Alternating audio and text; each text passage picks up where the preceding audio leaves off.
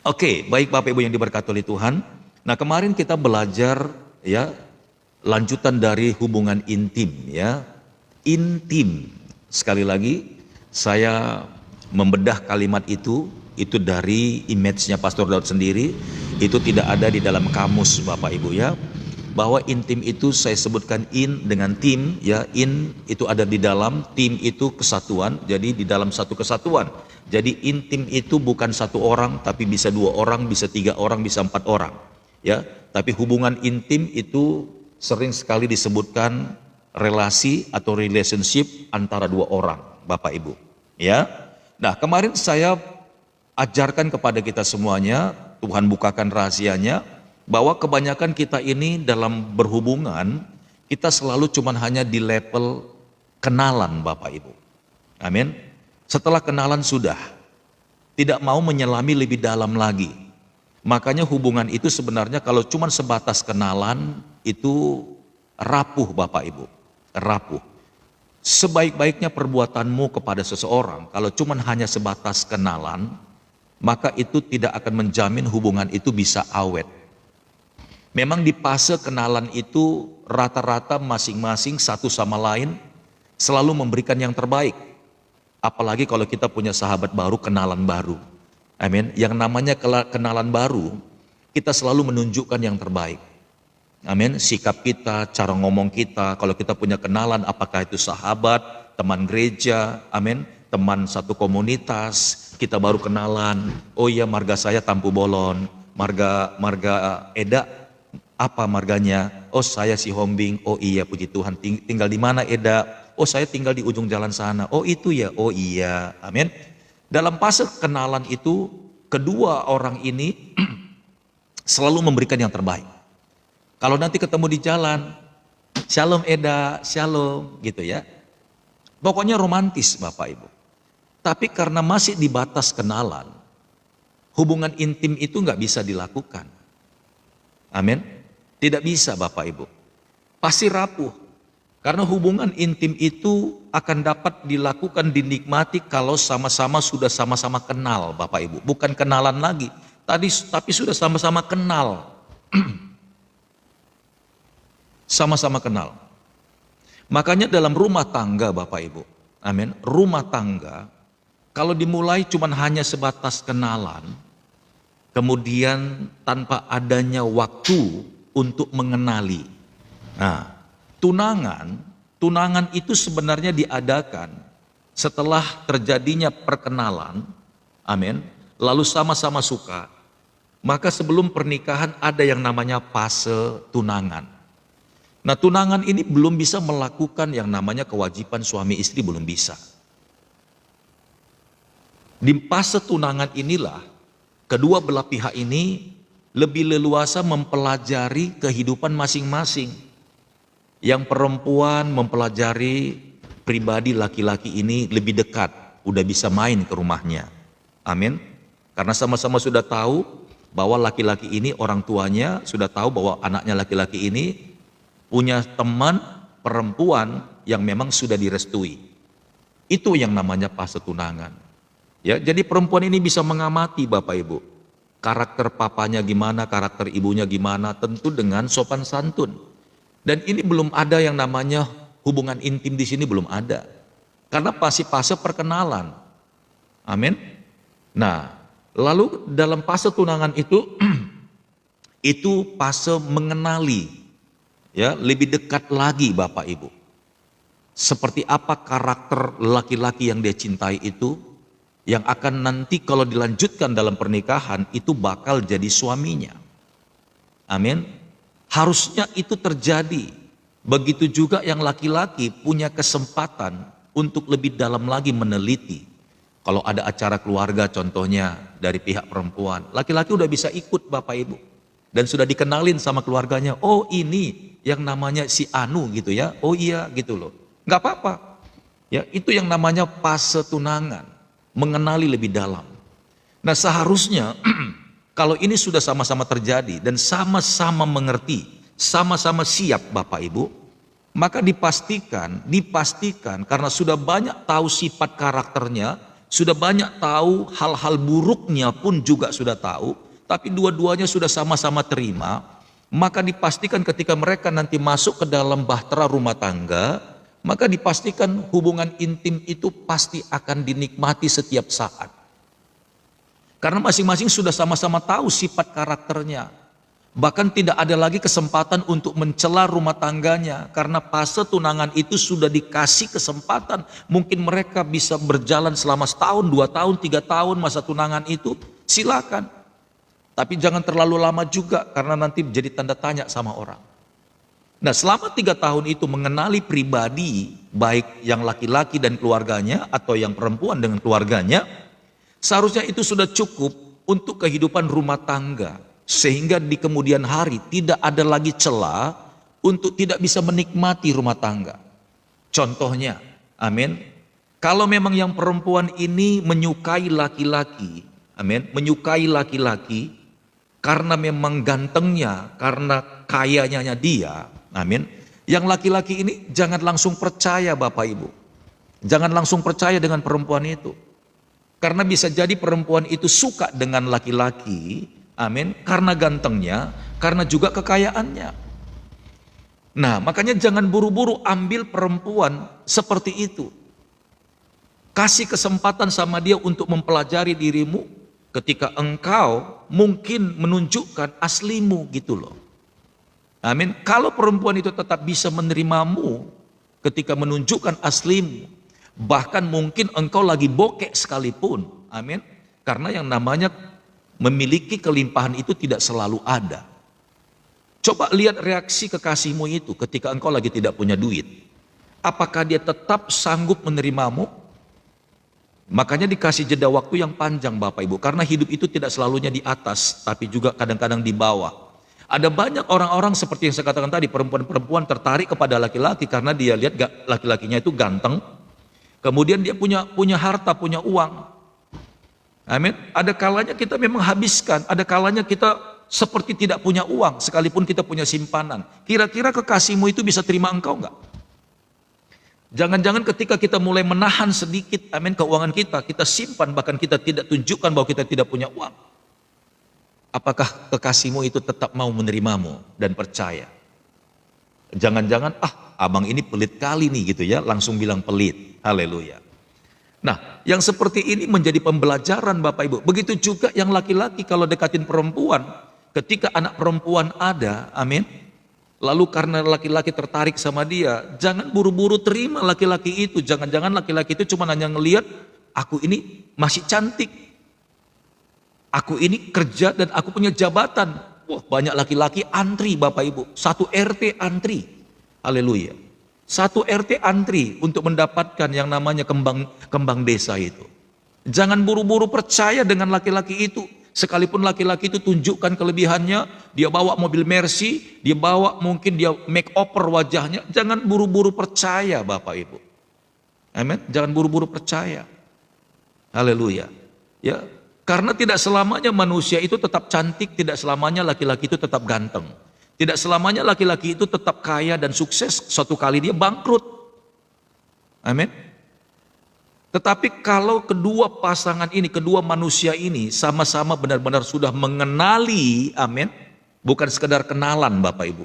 Itu yang saya bilang tadi. Kalau cuma hanya sebatas kenalan, maka rapuhlah hubungan itu.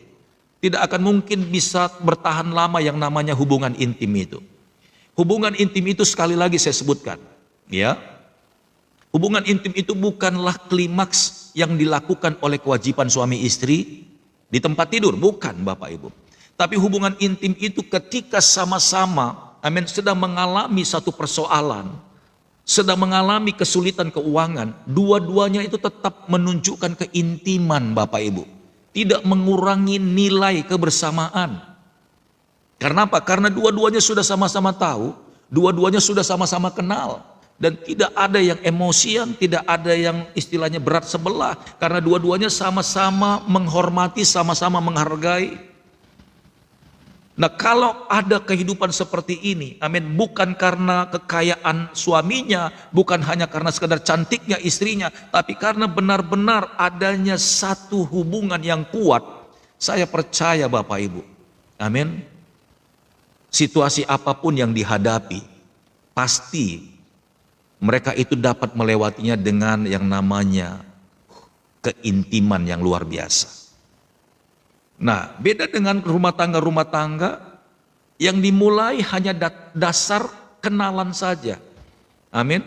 Begitu kenalan, yang laki-laki selalu menunjukkan yang terbaik. Nggak pernah nunjukin yang paling buruk. Perempuan juga begitu, dia tunjukkan pokoknya yang the best lah, perhatiannya yang luar biasa. Karena memang laki-lakinya ada yang diharapin. Perempuan itu selalu perhatian. Pagi-pagi belum bangun sudah ditelepon. Abang sudah bangun belum? Jangan terlambat ya bang. Jangan lupa nanti sikat gigi ya biar nggak bau jigong. Nanti kan mau ketemu sama customer. Jangan lupa sarapan ya bang. Nanti tunggu di depan pintu. Saya sudah beliin. Saya sudah pesan online. Nanti kalau pintu ada yang ketuk, tolong bang dibukain. Itu sarapan pagi buat abang ya. Itu belum jadi suami bapak ibu. Perhatiannya selangit loh. Perempuan kalau sudah suka sama seseorang tuh begitu dia. Habis-habisan dia pertaruhkan. Dia kasih pokoknya yang terbaik. Pokoknya dia kasih tunjuk pokoknya yang paling sempurna lah. Agar laki-laki itu benar-benar bisa didapatkan. Kata Mas Agus ini modus biar dapat perhatian. Modus. Iya. Karena cuman di level kenalan itu. Jelas Bapak Ibu. Semuanya masing-masing menunjukkan kehebatannya. Masing-masing menunjukkan yang terbaik. Yang paling buruk, yang paling busuk disimpan semuanya. Haleluya, modus. Sama laki-laki juga begitu, bukan cewek aja, laki-laki juga begitu. Ini enggak berat sebelah, betol itu bapak, pakai betol lagi ya. Laki-laki juga begitu, dek. Kok masih belum tidur sih? Ini kan udah jam 10 malam. Tidur dong, nanti masuk angin loh. Ya besok nggak bisa kerja loh. Ya kasihan gitu loh. Love scam ya katanya Precious Dog. Perhatian banget Bapak Ibu. Laki-laki juga sama, gila-gilaan dia kalau memang udah tahu dia cewek cantik, apalagi cewek itu kerjanya bagus, wah perhatian.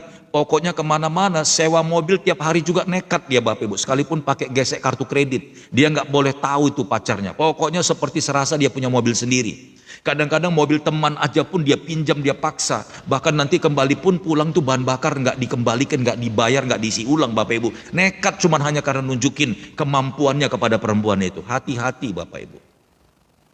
Haleluya. Ya. Laki-laki juga sama begitu. Dek, sebelum ke kantor sarapan dulu ya. Aduh bang, aku belum masak nih, nanti sarapannya di kantor aja. Tunggu. Paling 3 menit lagi itu datang loh. Aku udah pesan pakai Grab. Yang benar bang, iya, tunggu di pintu ya, nanti bawa aja ke kantor, cie, gitu ya, haleluya. Yang ketawa itu pasti ngalamin itu yang ketawa itu. Kalau nggak ketawa nggak ngalamin, boro-boro Pastor Daud di kampung saya nggak ada Grab, jauh dari gunung, asik, haleluya, ya, itu dia, yang ketawa ngalami pasti, yang nggak ketawa manyun aja deh, manyun. Haleluya. Amin. Iya, tapi kalau cuman hanya sebatas kenalan Bapak Ibu, lalu memulai sebuah hubungan, amin, memulai sebuah hubungan rumah tangga suami istri, dipastikan kacau. Begitu begitu mulai Bapak Ibu, masa honeymoon itu masih romantis, serasa dunia milik kita berdua. Waktu masa honeymoonnya itu bilang begini, silakan dek pilih aja yang kamu suka, ambil aja. Kamu mau makan apa silakan sayang. Mantap, haleluya. Itu seminggu pertama masih begitu. Restoran A, B, C, D jalan. Setelah minggu kedua Bapak Ibu mulai turun kelas, udah mulai hitung-hitungan. Kali ini kita makan di warung Padang aja ya, masih kejangkau Bapak Ibu. Haleluya. Amin. Sebulan, 2 bulan, 3 bulan masih bisa warung Padang. Haleluya. Amin. Setelah sudah 1 tahun kemudian Bapak Ibu, suami bilang begini, masaklah kamu. Kalau gitu kan kita boros terus nih, kalau jajannya di luar terus. Belajar masak. Kenapa dulu ketika waktu kenalan dulu kok nggak ditanya waktu memasak? Sekarang sudah menikah suruh masak. Amin. Kenapa waktu masih kenalan dulu itu ditanya, kamu bisa masak nggak sih? Tanya lagi, Kamu lebih memilih jajan di luar atau masak makanan sendiri? Tanya lagi, lebih sehat mana kalau kita jajan di luar atau kalau masak sendiri? Oh, masak sendiri dong bang, lebih sehat lagi. Kalau gitu yuk aku mau tes kamu masak. Nih aku kasih duit, tolong masakin saya. Coba kamu bisa masak apa? Tes, uji. Kalau dia bilang, bang maaf bang, selama ini aku nggak bisa masak, yang masak mamaku bang. Oh, mamaku? Memang kau gak diajari sama mamaku, sama mamamu? Tidak bang. Kenapa? Karena mamaku juga gak bisa masak bang. Hah? Lebih parah lagi. Memang kenapa? Nenekmu, opungmu gak bisa ngajarin. Wah boro-boro bang. Opungku juga gak bisa masak bang. Waduh ciloko. Haleluya. Ciloko, ciloko, ciloko. Suku enak Bapak Ibu, suku enak. Astaga naga kata Precious Dot. Haleluya. Makanya ada pepatah orang tua bilang begini, kalau engkau mau mendekati seseorang, baik laki-laki atau perempuan, kalau ini perempuan ini, oh tahe katanya ya. Oh tahe katanya. Kalau kamu mau dekatin perempuan, jangan buru-buru jatuh cinta. Kalau kamu mau lihat aslinya, lihatlah neneknya katanya. Lihat neneknya. Jangan kamu lihat cucunya yang sekarang, terlihat cantik, parasnya elok. Coba lihat neneknya. Kalau engkau sudah tahu neneknya gimana, maka kamu akan lihat aslinya nanti perempuan itu seperti apa. Wow, gitu loh. Amin. Begitu loh. Tahe gitu ya kata itu Erika Menulang. Amin, benar. Jadi jangan menyesal setelah engkau berkeluarga, setelah sudah 1 tahun, 2 tahun, apalagi nanti muncul yang namanya bayi tersebut. Oh, haleluya. Menggelepar. Udahlah dek, janganlah kita lagi jajan di luar lah, hemat-hemat lah ya. Minggu pertama silakan dek, pilih dek, makan apa aja bayar, pokoknya kita bayar. Iya, masih dapat uang sinamot soalnya, masih ada ampau pernikahan soalnya. Ya kan bulan pertama, 1 tahun pertama masih. Waktu pernikahan dulu dapat 200 juta, asik, amin. Tiap hari restoran 1, 2, 3, 4, 5, 6 gitu loh. Begitu sudah mulai menipis, dek, kita mulai makan di Padang ya dek ya, masih kejangkau. Amin. Begitu sudah 1 tahun, 2 tahun, 3 tahun Bapak Ibu, sekarang bukan nasi Padang lagi, dek beliin nasi di warteg dek, 1 bungkus aja kita makan berdua. Haleluya, haleluya, haleluya, haleluya. Amin. Mulailah di situ menggerutu Bapak Ibu, mulai berkecamuk semuanya. Amin. Kenapa sih nggak dari dulu dalam kenalan itu tanya, pilih, bikin kuesioner. Dek, abang mau tanya, kalau menurut kamu lebih enak makan di restoran atau makan di rumah? Langsung pahit-pahit aja. Sampai perempuan bilang begini, pasti mau nyuruh masak ini orang. Dasar polit kau. Udahlah bang, kita putus aja lah bang. Kenapa dia bilang putus? Karena dia tahu bahwa dia nggak bisa masak. Pasti maksud abang kan mau suruh saya masak kan? Abangnya bilang, ya betul lah dek. Kan kita kan mau berumah tangga. Ya masa kita makan di restoran terus dek? Masa kita harus beli-beli makan terus dek? Loh kamu kan jadi istri harus bisa masak dong. Apa masa iya aku yang jadi tukang masak di dapur, kau bikin? Kamu yang mau kerja di luar? Silakan, aku belajar masak, aku bisa masak aku. Mama aku jago masak dulu. Apalagi masak arsi, rendang, aku jago aku. Mau kau lihat aku masak, biar aku yang masak di rumah, kau yang kerja. Kenapa enggak dari awal dulu? Ya kuesioner itu dilepaskan. Bang, aku mau tanya bang. Abang sayang enggak sama saya? Wih, sayang lah. Kalau enggak begitu mana mungkin kulakukan semua ini untukmu, katanya begitu. Serius bang.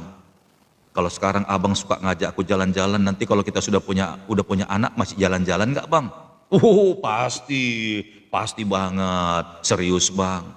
Nanti kalau sudah mulai agak melepot lah, nanti pipiku ini bang sudah mulai mengkerut dia, abang masih sayang nggak sama aku? Sayang. Tapi gini loh bang, untuk biar lihat pipiku kencang terus nih bang, butuh perawatan bang. Butuh skincare bang. Skincareku ini 800.000 1 bulan bang. Ini abang tahu nih, mukaku yang merhilung ini, yang berkilau-kilauan ini. Ini perawatannya 800.000 1 bulan bang. Belum lagi manicure pedicure bang. Masa iya sih yang betul lah kau? Loh iyalah, Lalu abang selama ini lihat saya cantik, memang langsung cantik aja begitu? Langsung bisa jadi cantik aja begitu di mata abang? Abang nggak pernah lihat saya mungkin perawatan? Maksud abang apa ini ngambil saya jadi istri? Kalau abang nggak siap ya udahlah.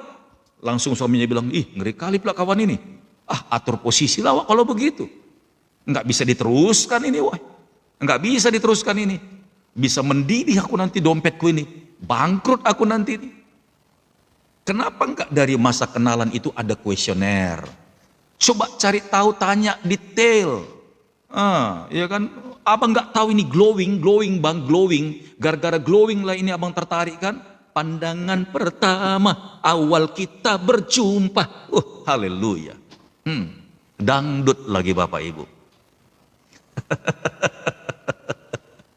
Haleluya. Ya. Ini seriously Bapak Ibu. Amen. Orang yang tidak mau mengenali lebih dalam, maka akan terjadi yang namanya, Bapak Ibu dengar baik-baik, perceraian. Lebih baik harusnya di awal dulu terjadi perpisahan sebelum terjadi pernikahan. Tahe.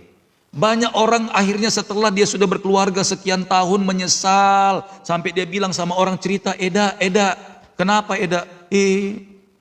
Menyesal doa ubah. Aku kayaknya menyesal ku kawin sama Itomu itu. Kenapa? Enggak kukira dia dulu begini. Haleluya. Enggak kukira dia dulu begini. Banyak orang merasa menyesal, bukan hanya perempuan saja menyesal mengikuti laki-laki itu, tapi laki-laki itu juga menyesal mengikuti perempuan itu. Dua-duanya sama-sama perlu dikoreksi. Amin. Saya udah bilang intim keintiman itu bukan di endingnya, bukan waktu di kamar itu tadi Bapak Ibu, bukan itu yang namanya hubungan intim, tapi hubungan intim itu terjadi di dapur. Ketika suami lihat istrinya kerja, lalu suaminya bilang, sayang apa yang bisa kubantu? Itu hubungan intim.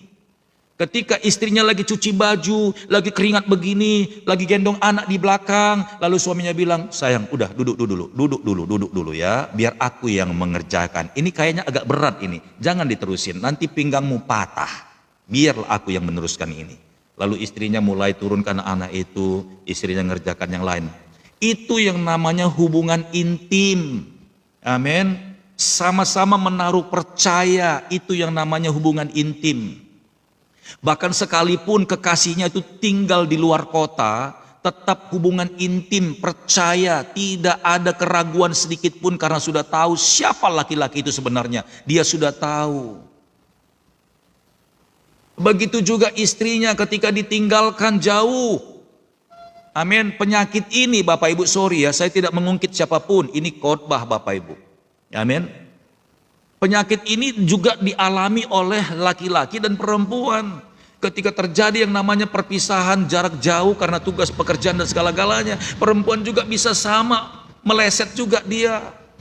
Amin. Tapi kalau mereka sama-sama intim Bapak Ibu, sudah sama-sama tahu aslinya, maka perempuan itu sekalipun dia jauh mungkin karena tugas kantor, atau mungkin karena suami yang tinggalkan Bapak Ibu karena tugas kantor juga, sama-sama menyenangkan. Ngerti nggak menyenangkan Bapak Ibu? Sama-sama memiliki kerinduan yang sangat dalam, rasa kangen yang betul-betul, amin, bisa dinikmati. Ngerti nggak? Sekalipun jauh, kangennya luar biasa, tapi bisa dinikmati kangennya itu. Amin. Setiap hari telepon malam-malam jam 11 sampai jam 3 pagi. Abang nggak tidur ya? Udah menikah 5 tahun Bapak Ibu. Kenapa sayang? Kangen sama abang. Kapan sih selesainya proyeknya bang? Sabar sayang ya. Paling nanti aku ambil cuti. Sekalipun udah lama gak ketemu Bapak Ibu, tapi amin, bisa dinikmati rasa rindunya tanpa ada curiga sedikit pun.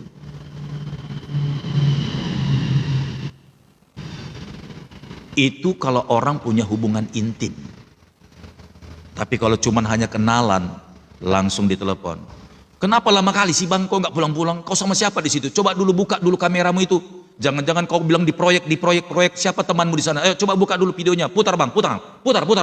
Disuruhnya putar. Nih lihat ini, gunung-gunung kan, dulu kan. Coba ke bawah bang, jangan-jangan nunduk ada perempuan di situ bang. Haleluya.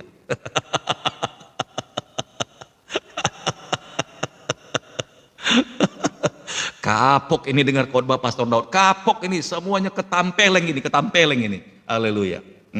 Haleluya. Ya, ketampeleng semuanya. Sama, ini bukan, udah aku bilang, ini bukan penyakit laki-laki saja, penyakit perempuan juga sama ketika jauh dari suaminya, dia benar-benar bisa menjaga hubungan intim itu enggak dengan suaminya. Amin. Kadang-kadang Bapak Ibu, kalau istrinya itu mungkin lagi makan baik di rumah, atau mungkin diajak temannya, atau lagi ada komsel, atau ada persekutuan, selalu karena kangen dia langsung video call, tik tik tik tik tik tik tik, lagi makan dia begini, shalom, shalom, lagi di mana dek? Lagi komsel bang, lagi makan. Makannya apa? Telur sambal. Dikasih lihat Bapak Ibu. Oh iya, di rumah siapa? Di rumah sini. Iya, ya udah, ya nikmatin aja ya. Lalu yang perempuan bilang begini, abang sudah makan belum? Abang sudah makan. Ya udah, jaga kesehatan ya bang. Makasih. Ceklet. Oke. Tetap hubungan intim Bapak Ibu. Amin. Haleluya.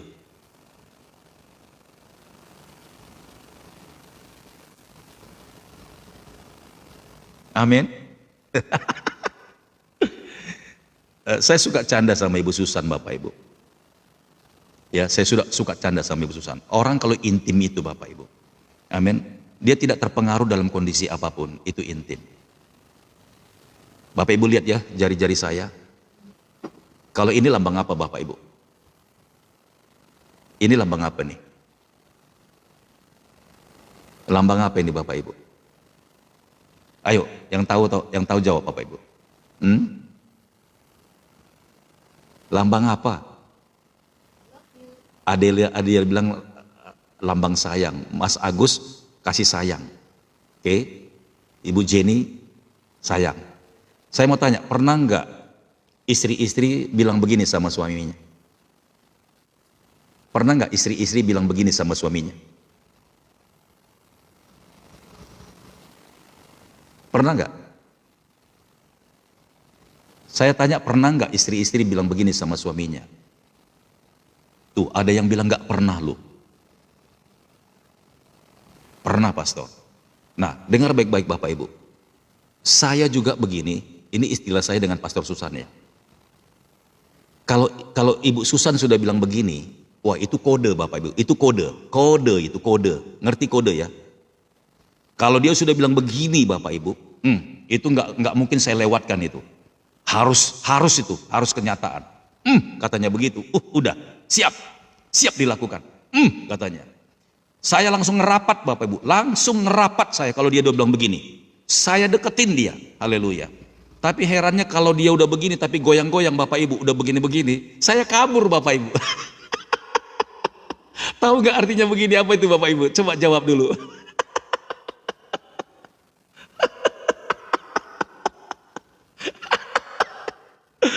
Aduh tuh, langsung kalau gini langsung ngejawab itu, wos, langsung ngejawab itu, duit.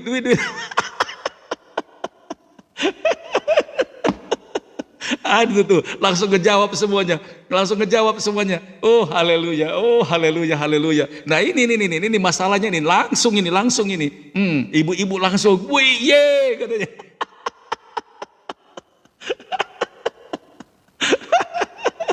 Hari ini ketampol semua.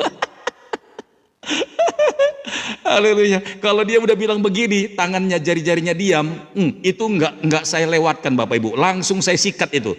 Langsung ngerapat Bapak Ibu. Ini. Langsung kemana kita? Langsung begini Bapak Ibu. Tapi kalau sudah bergerak-gerak jarinya begini Bapak Ibu, saya enggak mau ngerapat, langsung kabur saya.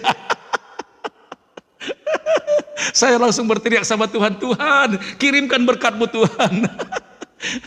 Rupanya sudah tanggal tua Bapak Ibu, udah begini-begini dia, haleluya. Saya langsung berlutut, Tuhan dengarkanlah doaku Tuhan, kirimkan berkat-Mu Tuhan. Istriku sudah goyang-goyang jari-jarinya.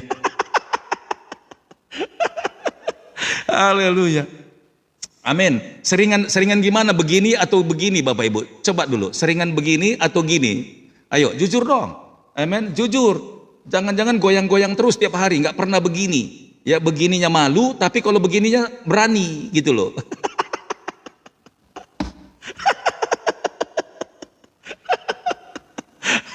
Haleluya, kapok deh ini semuanya nih hari ini.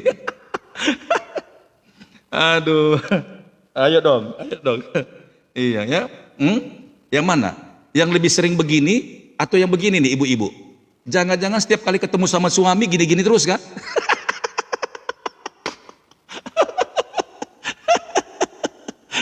Ketemu sama muka suami langsung begini Bapak Ibu.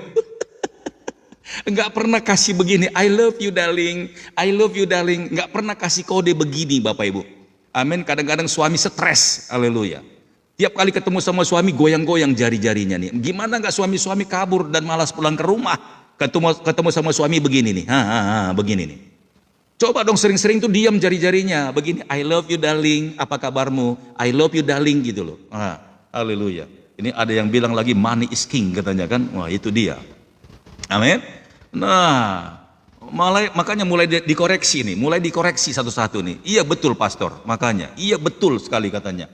Nah, kalau seandainya terima kasih banyak buat Kak ini sahaja ya, buat berkatnya, haleluya. Coba dong, makanya sebelum menikah itu pelajari dulu, jangan-jangan memang perempuan yang mau kita nikahi itu begini terus jarinya. Jangan-jangan cuma begini terus taunya Bapak Ibu. Haleluya. Makanya jangan.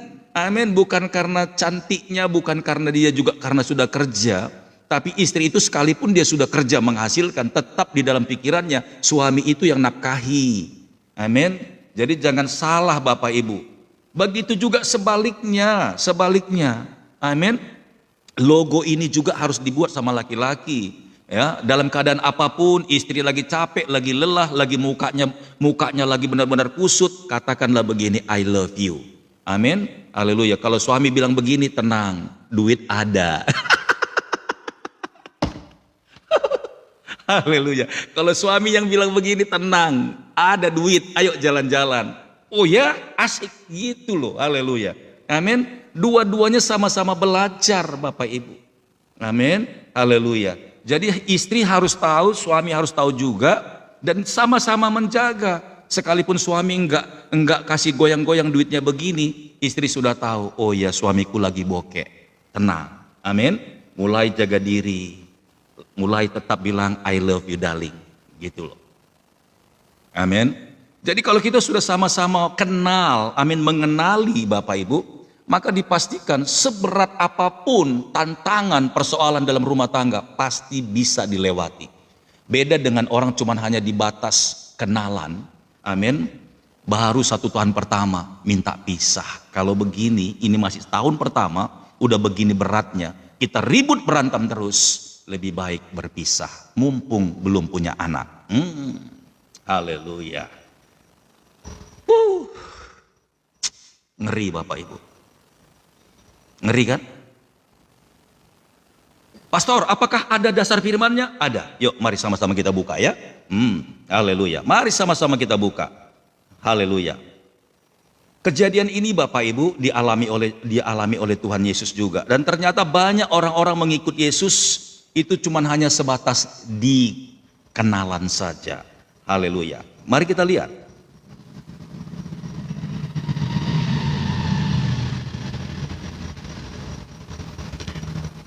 Dari Yohanes pasal yang ke-6, ya, kita belajar lebih dalam lagi Bapak Ibu.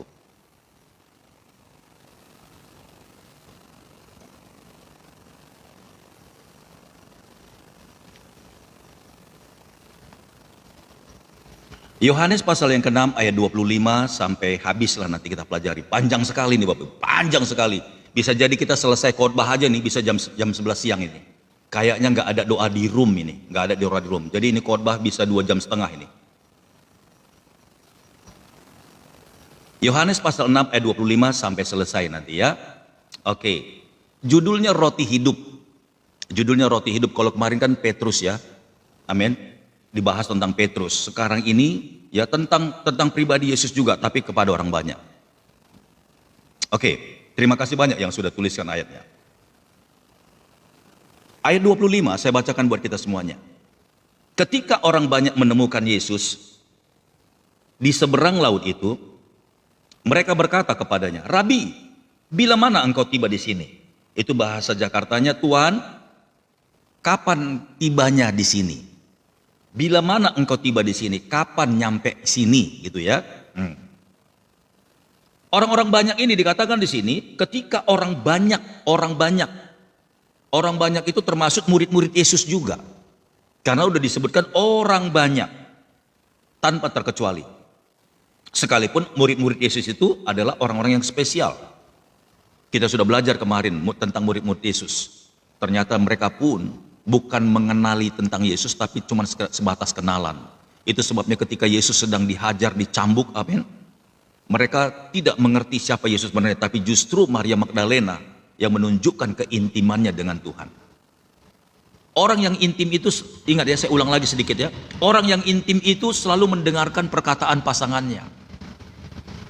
Orang yang intim itu selalu menyimpan kata-kata ataupun masukan dari pasangannya di hatinya, agar jangan sampai mengecewakannya. Istri yang intim dengan suaminya memegang teguh perkataan suaminya tanpa bisa dirubah. Percaya betul kepada suaminya, sekalipun orang lain bilang A, B, C, dan D, tapi kalau istri yang benar-benar intim dengan suaminya, karena itu pilihan hatinya, tetap dibelanya suaminya. Itulah yang namanya intim. Dia tidak akan goyang apapun kata orang di luar. Dia tidak terpengaruh, karena dia yakin betul suaminya itu pilihannya, dan dia sudah kenal betul siapa suaminya.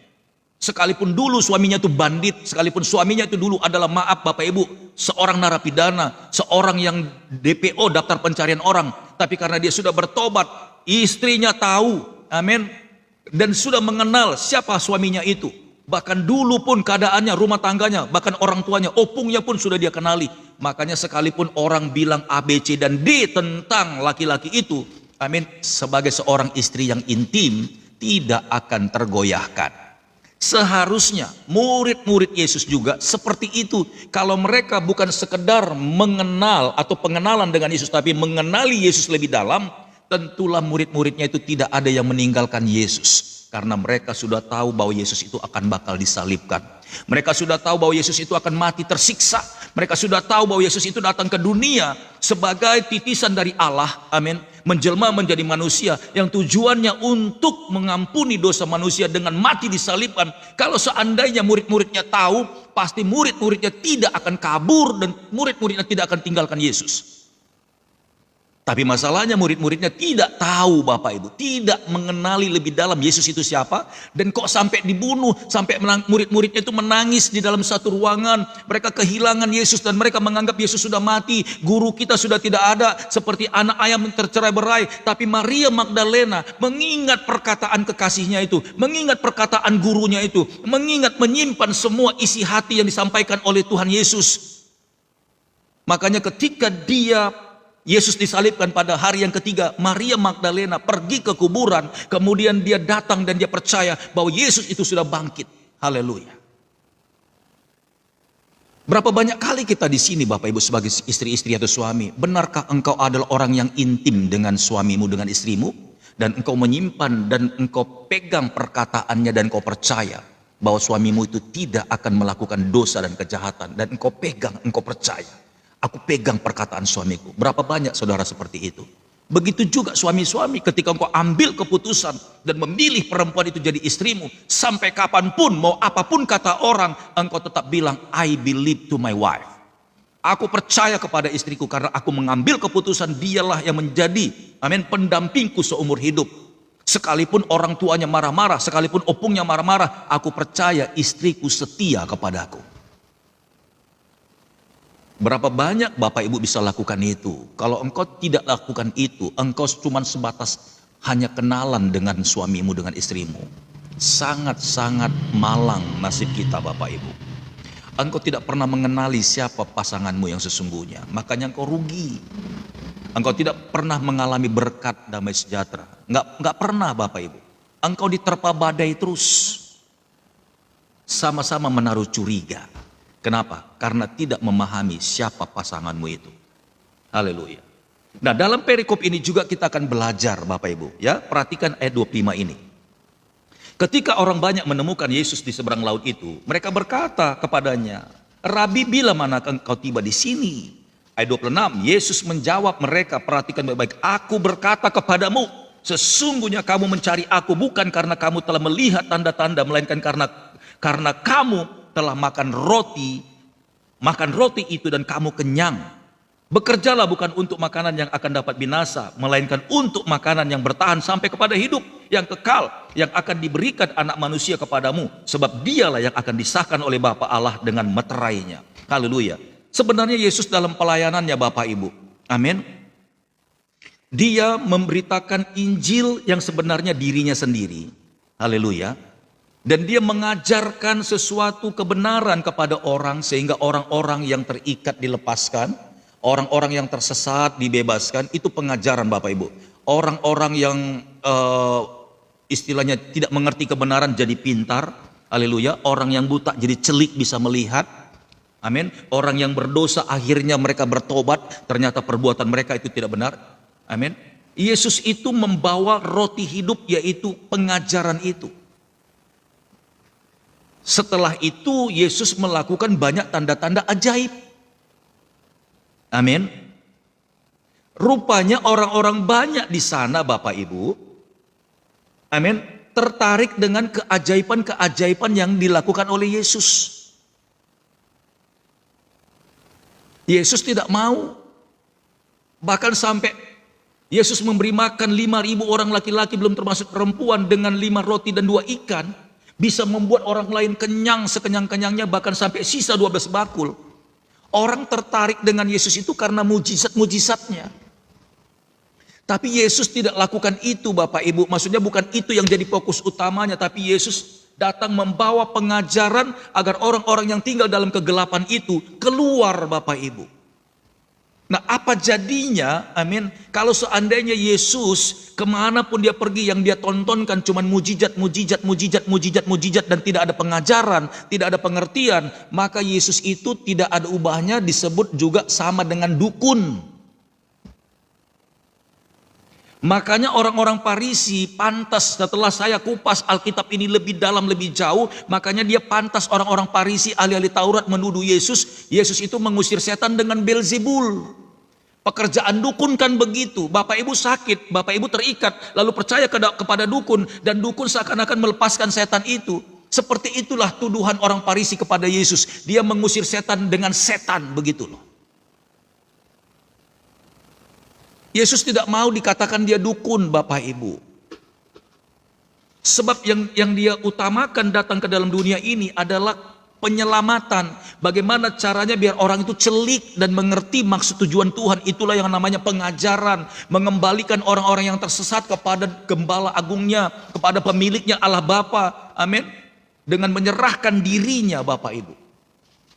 Tapi orang-orang banyak itu asik mengikuti Yesus bukan karena pengajarannya saja. Amin. Sehingga mereka itu tidak mau mengikuti perintah Tuhan. Tapi mereka asik mengikuti Yesus dengan melihat mujizat-mujizatnya, kelimpahannya, semua perbuatan yang ajaibnya itu. Dan sehingga orang-orang lain jadi kenyang. Makanya Yesus marah Bapak Ibu. Langsung Yesus sekak. Yesus menjawab mereka, aku berkata kepadamu, sesungguhnya kamu mencari aku bukan karena kamu telah melihat tanda-tanda, melainkan karena kamu telah makan roti itu dan kamu kenyang. Haleluya.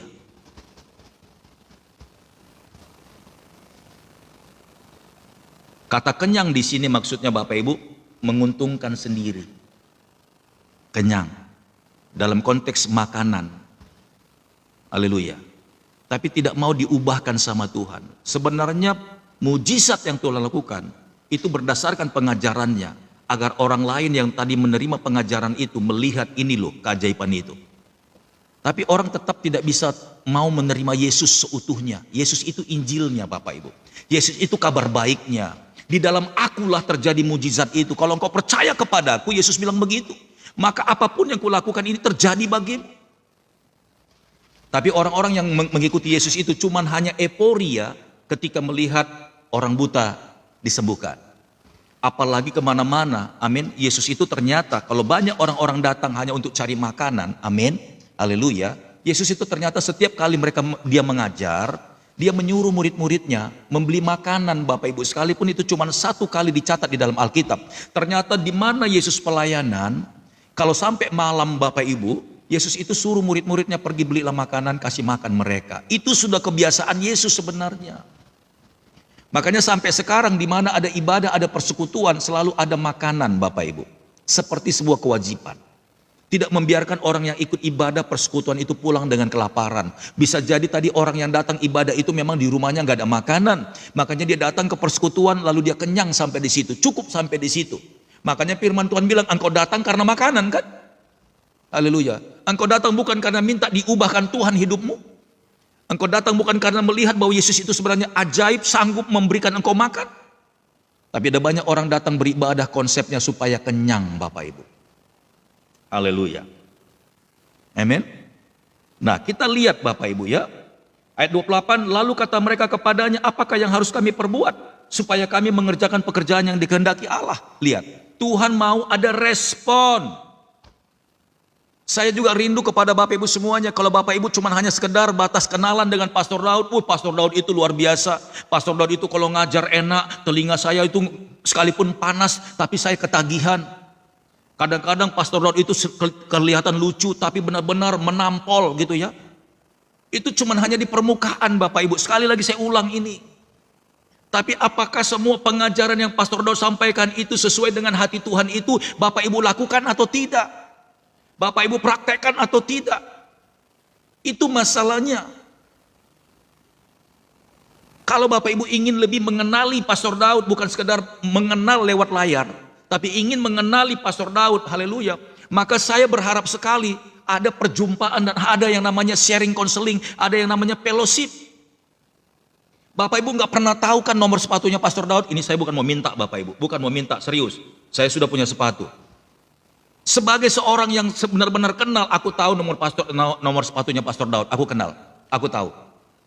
Karena aku pernah lihat dia waktu pakai sepatu, aku lihat nomornya, aku tahu. Pasti kenal Bapak Ibu. Begitu juga lawannya juga. Aku kenali banget kok dia. Sekalipun tidak arahnya ke sana Bapak Ibu. Amin. Kalau engkau ingin lebih tahu lagi, sama seperti Yesus ini bilang, amin. Kamu ini kan datang kepadaku kan karena engkau kan urusan makanan kan, urusan kepentinganmu saja kan, kebutuhanmu saja kan. Begitu engkau sudah dapat, lupakan dengan aku, kata Tuhan. Sama banyak Bapak Ibu, ribuan orang sudah didoakan Pastor Daud. Saya harus ngomong fair ini Bapak Ibu. Ribuan orang, belum lagi konseling satu hari ada 3 orang. Amin. Sorry to say, apa yang disampaikan, apa yang dirasakan Yesus ini pun sebenarnya sama. Kalau engkau cuma hanya sebatas kenalan Bapak Ibu, ada banyak orang udah mutar-mutar di alam maya ini, cari yang namanya solusi, berhenti sampai di sini, alami mujizat, setelah lepas, say goodbye.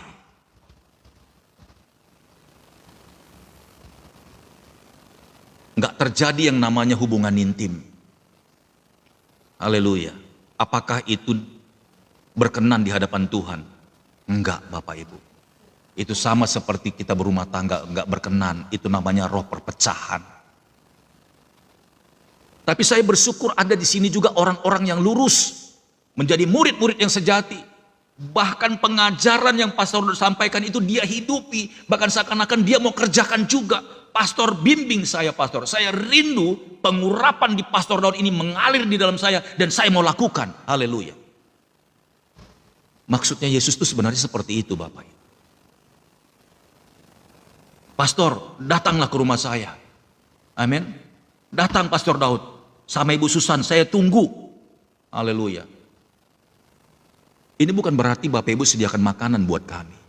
Kami senang Bapak Ibu. Oh berarti orang ini memang ada kerinduannya untuk lebih mengenali kami sebagai hamba Tuhan.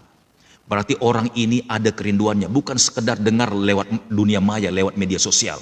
Tapi dia ingin lebih tahu lagi muka aslinya Pastor Daud itu seperti apa. Saya sudah katakan yang tampil di layar ini kelihatan bersih dan ganteng begini. Ini efek Bapak Ibu. Kalau Bapak Ibu lihat lebih dekat kita berjumpa di tengah jalan, saya yakin Bapak Ibu nggak kenal saya. Saya yakin Bapak Ibu nggak kenal saya. Serius. Karena Bapak Ibu taunya kan di layar doang. Amin. Karena Bapak Ibu taunya kenalnya kan di layar doang. Kalau saya berjalan diam-diam, amin, di depan rumah Bapak Ibu, saya minta alamatnya, saya diam-diam, pasti Bapak Ibu nggak ngeh, yakin nggak ngeh. Haleluya.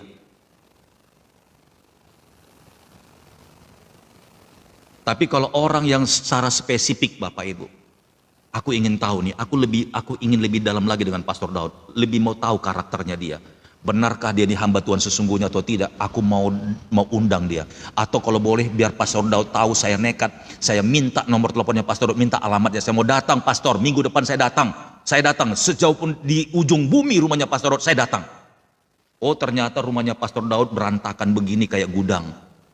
Oh begini rupanya. Silakan Bapak Ibu ceritakan di luar, silakan, nggak apa-apa. Harusnya Yesus itu pun begitu, ketika murid-muridnya Bapak Ibu datang sama dia, nggak sekedar seperti itu. Oh ternyata bapaknya tukang kayu, aku baru tahu. Di luar Yesus itu diagung-agungkan, ternyata di rumahnya saudara-saudaranya nggak menghormati dia kok. Saudara-saudara Yesus nggak ikut ambil bagian kok dalam pelayanan ini. Oh aku tahu. Bapaknya kan si Yusuf itu kan tukang kayu kan yang di pojok jalan sana. Aku baru ngerti sekarang. Haleluya. Amin. Kenali. Yesus suka, amin, pribadinya itu diketahui semua orang.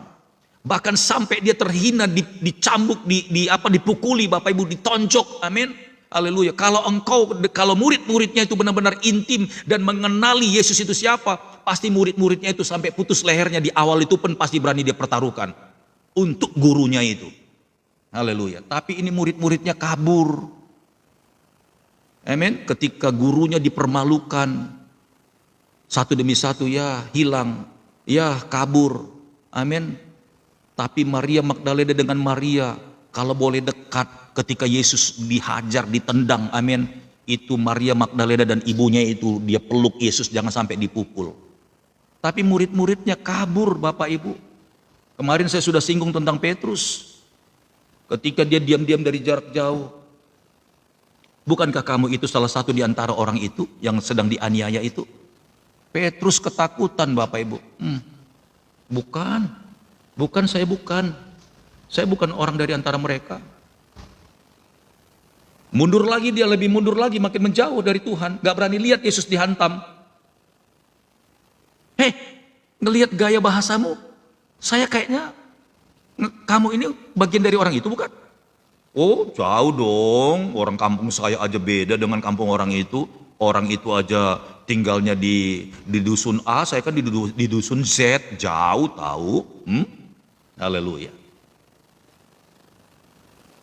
Ketiga kalinya juga sama kan? Tuhan, kalau ngelihat dari profil Tuhan berjenggot, pakai surban, pakai jubah panjang, rasa-rasanya saya pernah deh lihat Tuhan jalan sama orang itu. Waktu itu kalau nggak salah, iya di Bait Allah kalau nggak salah, di Bait Allah loh. Kayaknya Tuhan juga bagian orang itu kan? Oh bukan. Saya bukan teman dari orang itu. Saya bahasa saya juga nggak sama kok. Haleluya. Ketika 3 kali Petrus menyangkal Yesus, bunyilah suara hewan itu kan, kokoroyo. Teringatlah Petrus dengan kata-kata Yesus, Petrus, sebelum ayam berkokok engkau telah mengkhianati aku 3 kali, Petrus. Di mana dulu perkataanmu yang berkata, Guru, sekali-kali aku tidak mengizinkan engkau celaka. Begitu nekatnya dia. Di mana dulu imanmu, Petrus, ketika aku berjalan di atas air? Sekiranya engkau itu Tuhan, suruhlah aku berjalan di atas air ini. Dan aku berjalan di atas air. Di mana dulu imanmu, Petrus? Saya mau bilang Bapak Ibu, hubungan yang dibangun hanya sekedar kenalan, nggak kuat Bapak Ibu. Tapi hubungan itu harus dibangun bukan hanya sekedar kenalan, tapi kenali. Sampai engkau tahu betul aslinya siapa temanmu itu. Kalau engkau sudah benar-benar ambil keputusan siapa dia temanmu itu, dipastikan engkau akan setia sehidup semati apapun yang terjadi. Engkau tidak akan tinggalkan pasanganmu itu. Engkau tidak akan tinggalkan Tuhan. Haleluya. Hanya gara-gara kamu Bapak Ibu semuanya belum diberkati, lalu mulai minggir-minggir cari dukun. Hanya gara-gara warungmu kurang laku, lalu mulai pikir-pikir banyak santet, banyak dukun, banyak penghalang-penghalang, padahal engkau kurang berdoa, padahal engkau kurang beribadah, yang kau minta berkat terus. Lalu mulai cari dukun lagi kan? cari pendeta begitu minta diberkati usahanya. Begitu Tuhan buka karena perkenanannya kepada hamba Tuhan, langsung lupa lagi kan. Begitu sudah naik lupa. Tidak ada ucapan syukur kepada Tuhan. Haleluya. Begitu mengalami lagi, cari lagi namanya pendeta.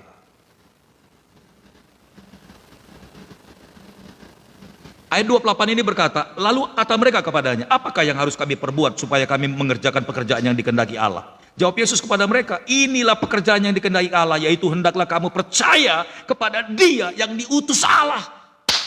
Haleluya. Praise the Lord.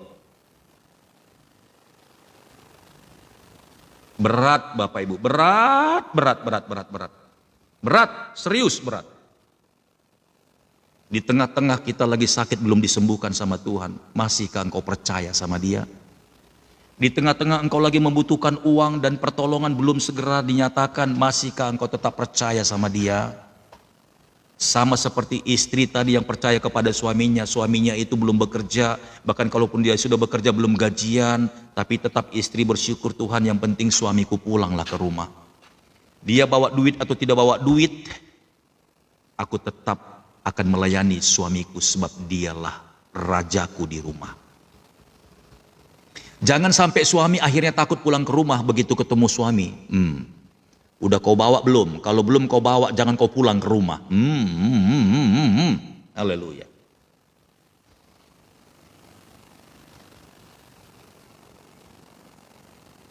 Tapi kalau istri, dia sungguh-sungguh percaya kepada suami, mau nggak bawa duit pun, selalu dia bilang begini, I still loving you. I still loving you. Nih, nggak bergoyang tangannya, begini.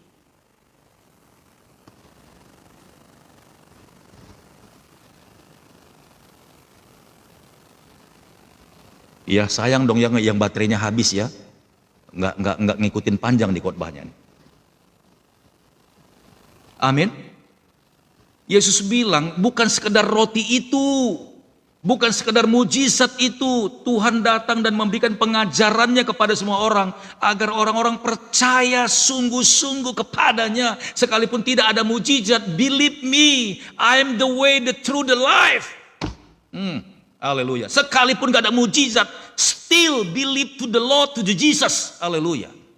Sekalipun gak ada mujizat.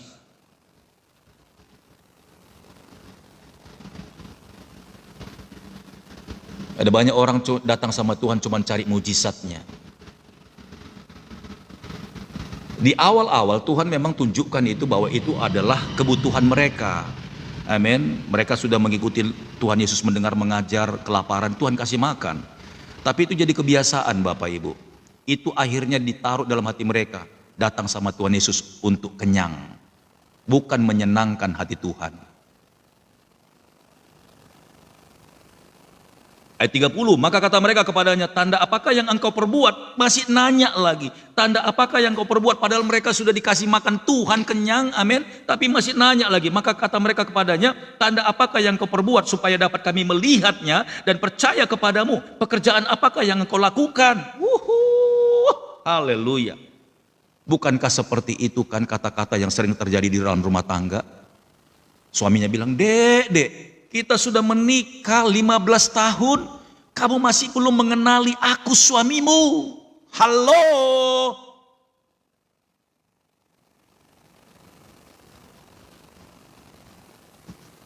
Bang, kita sudah berumah tangga 15 tahun bang, anak sudah 3, masih engkau nggak tahu juga aku istrimu bang. Di mana matamu selama ini bang? Haleluya. Tunjukkanlah kasih setiamu.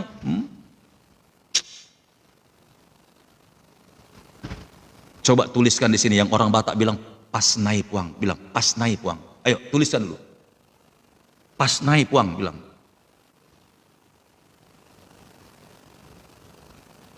Ayo, jadi kalau Bapak Ibu udah dengarkan pengajaran hari ini, jangan lagi lakukan pola lama. Bertobat ya, bertobat. Pas naik pulang ya. Itu pas naik puang gitu.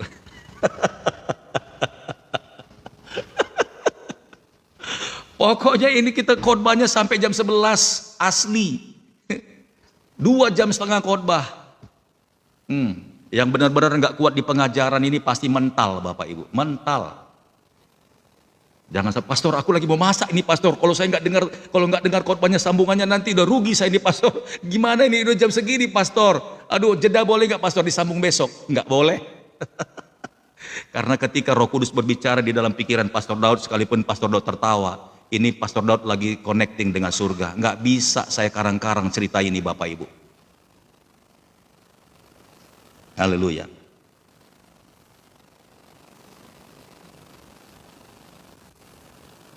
Saya ulangi 30, maka kata mereka kepadanya, tanda apakah yang engkau perbuat supaya dapat kami melihatnya dan percaya kepadamu? Pekerjaan apakah yang engkau lakukan? 31, mereka masih berkata, nenek moyang kami telah makan mana di padang gurun, seperti ada tertulis mereka diberinya makan roti dari surga. Maka kata Yesus kepada mereka, aku berkata kepadamu, weh dengar, katanya gitu. Sesungguhnya bukan Musa yang memberikan kamu roti dari surga itu, melainkan Bapakku yang memberikan kamu roti yang benar dari surga. Masih nggak ngerti juga bahwa hidup kita ini adalah kasih karunia. Amin. Kadang-kadang kita menyombongkan diri kita sendiri dan kita patahkan, kita jatuhkan pasanganmu. Haleluya. Amin.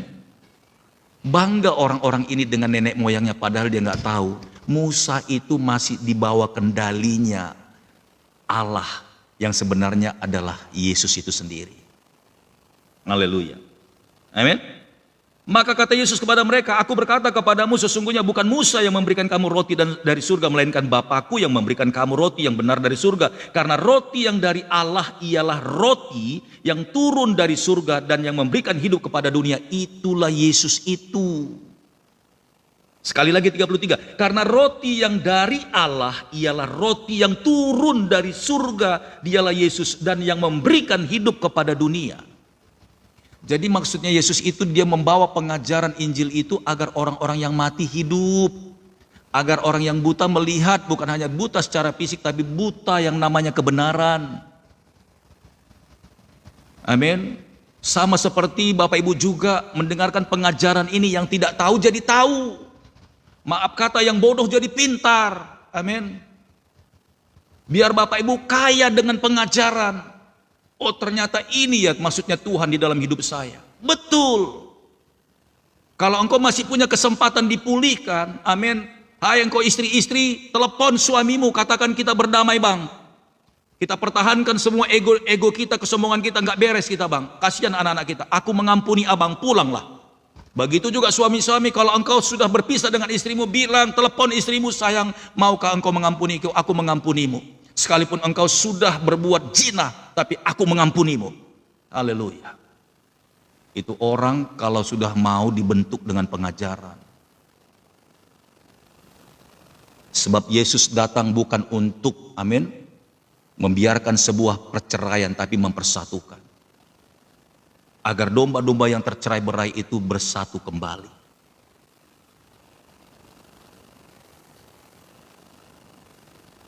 Ayat 34.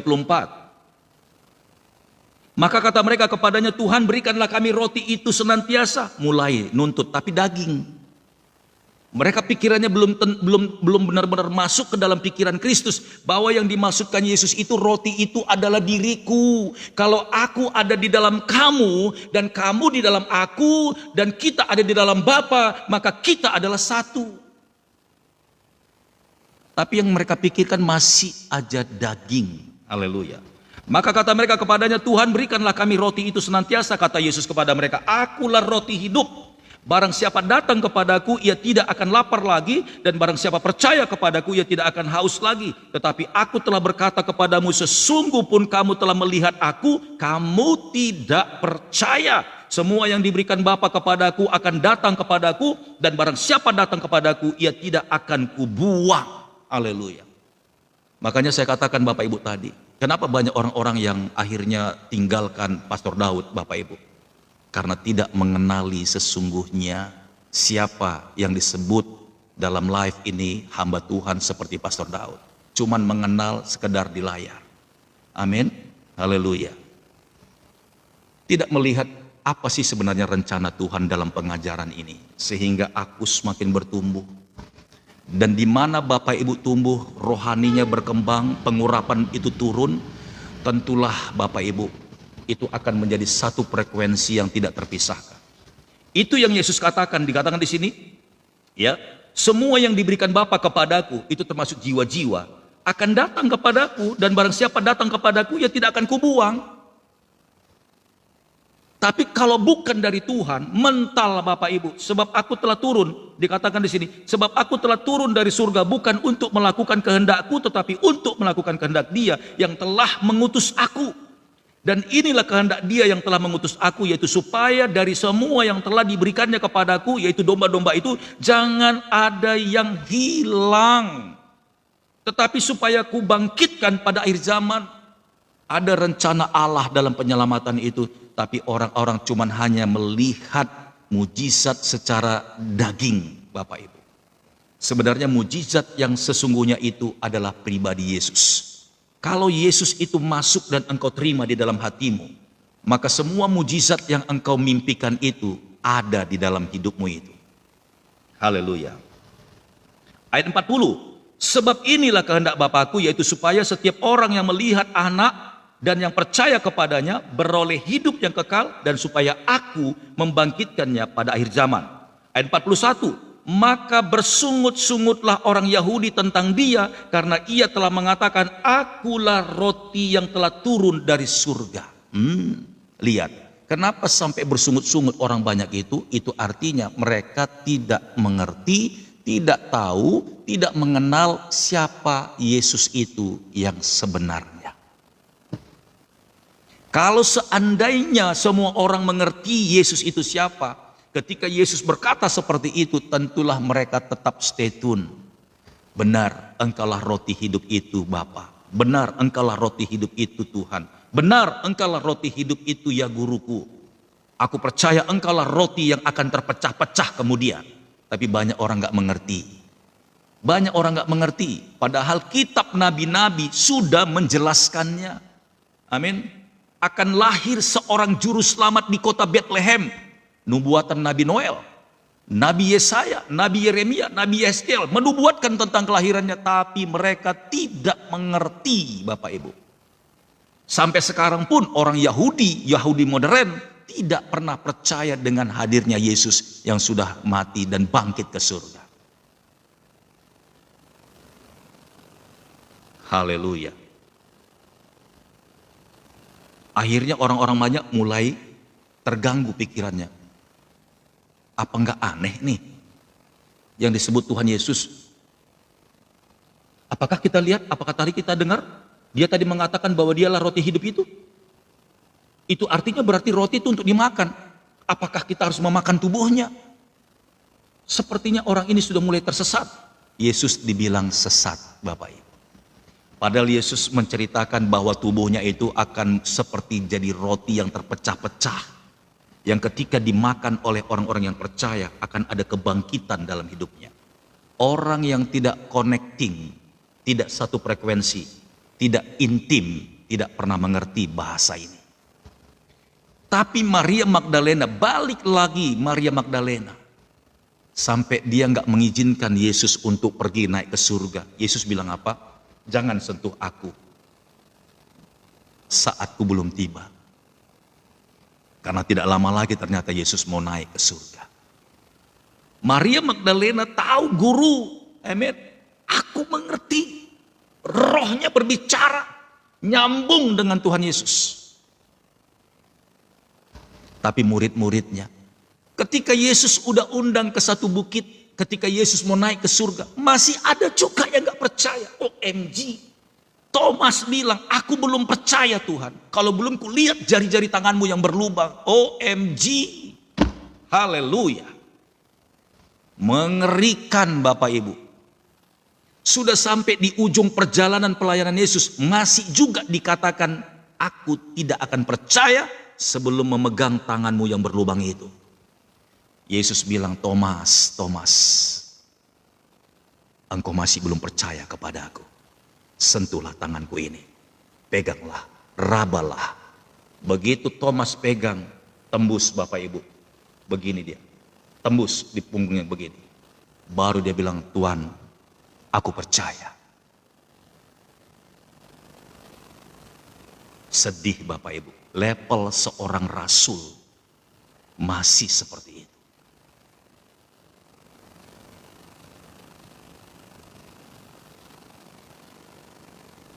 Ayat 41 saya baca ulang. Maka bersungut-sungutlah orang Yahudi tentang dia karena ia telah mengatakan, akulah roti yang telah turun dari surga. Kata mereka, bukankah ia ini Yesus anak Yusuf? Jelas kan? Bukankah dia ini anak Yesus anak Yusuf yang ibu bapaknya yang kita kenal itu? Sama kan seperti yang saya katakan di awal. Ternyata banyak orang cuman euforianya doang ikut Yesus. Melihat tontonan-tontonan yang luar biasa. Tapi internalnya Yesus mereka tidak terima. Sebenarnya Yesus itu adalah firman. Maria mengandung daripada Roh Kudus. Bukan karena hubungan sperma dengan sel telur. Bukan. Tapi manusia yang lain menganggap Yesus itu sama seperti saya. Tidak ubahnya. Bapaknya Yusuf tukang kayu. Ibunya Maria kan, saudara-saudara yang lain kan itu. Haleluya. Saya mau bilang Bapak Ibu, disinilah kekuatan kalau kita bukan hanya sekedar kenalan, tapi mengenali lebih jauh. Saya yakin kalau orang-orang banyak ini tahu betul siapa Yesus itu sebenarnya, bahwa dia bukan manusia biasa. Amin. Yang darah di dalamnya itu bukan darah manusia, yang darahnya itu tidak mengandung kutuk dosa. Tidak ada yang namanya kutuk darah di sini. Seperti yang dilahirkan oleh Adam sampai ke bawah, semuanya itu turut berdosa. Karena satu orang berdosa, semua manusia berdosa sampai hari ini. Tapi darah yang di dalam Yesus itu beda Bapak Ibu. Darahnya itu darahnya Roh Kudus. DNA-nya itu DNA Roh Kudus. Sebab Maria mengandung daripada Roh Kudus. Makanya anak yang lahir itu selalu terkoneksi dengan golongan darah bapaknya. Amin. Kalau bapaknya golongan darahnya A, pasti anaknya rata-rata A. Amin. Kalau bapaknya golongan darahnya O, pasti anaknya rata-rata golongan darahnya O. Kenapa? Karena golongan darah itu diwariskan dari sperma. Sperma itulah kehidupan, sperma itulah nyawa. Perempuan cuman hanya menyediakan kandungan Bapak Ibu, sel telur. Tapi kehidupan itu, nyawa itu, amin, dititipkan dari sperma. Biar Bapak Ibu tahu.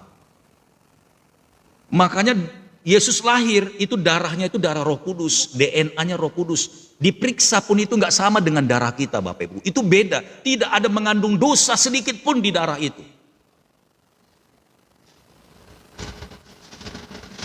Makanya ketika darahnya menetes, ketika dia disalibkan, bahkan dipukul Bapak Ibu, darahnya kececeran, itu Maria Magdalena sama Maria Ibu Yesus itu benar-benar ya menghargai darah Yesus itu. Begitu mahalnya Bapak Ibu. Nggak boleh percuma. Bahkan saya pernah dikasih tahu Roh Kudus. Roh Kudus bilang begini sama saya, kamu tahu nggak anakku, katanya begitu sama saya. Roh Kudus bilang, ketika Yesus disalibkan jam 3 sore, amin, maka gelap gulita, seluruh dunia gelap gulita, amin. Saat itu turun hujan. Bapak Ibu tahu turun hujan kenapa? Itu hujan itu membasuh darahnya itu, amin. Kemudian air yang bercampur dengan darah itu dari bukit Golgota itu mengalir ke bawah. Setiap orang-orang yang sakit kena air itu sembuh. Orang-orang yang lumpuh ketika air yang bercampur darah itu kena di tubuh mereka, terjadi mujizat. Satu tetes darah Yesus itu pun tidak ada yang percuma Bapak Ibu. Makanya saya berani untuk menyampaikan ini karena saya tahu itu Roh Kudus yang ngasih tahu ke saya. Satu tetes darahnya itu powerful Bapak Ibu. Ketika hujan membasuh darahnya itu, amin, itu darah yang bercampur dengan air, kemanapun air itu mengalir, amin, haleluya, maka siapapun yang menyentuh air itu pasti akan mengalami mujizat. Tidak akan sia-sia itu satu tetes darah. Itu sebabnya air putih yang kita doakan ini, saya minta dalam nama Yesus Tuhan, meteraikanlah air ini dengan kuasa darahmu yang kudus, darah anak domba Allah. Amin. Dengar kesaksian kemarin dari Pak Nodri. Air ternyata yang saya doakan itu dia kirim ke kampung. Amin, papanya sudah besar lehernya. Tadinya nggak bisa masuk makan minuman. Setelah didoakan, dia minum air, kemudian sisanya dia basuh yang di sini itu. Kempes Bapak Ibu. Haleluya.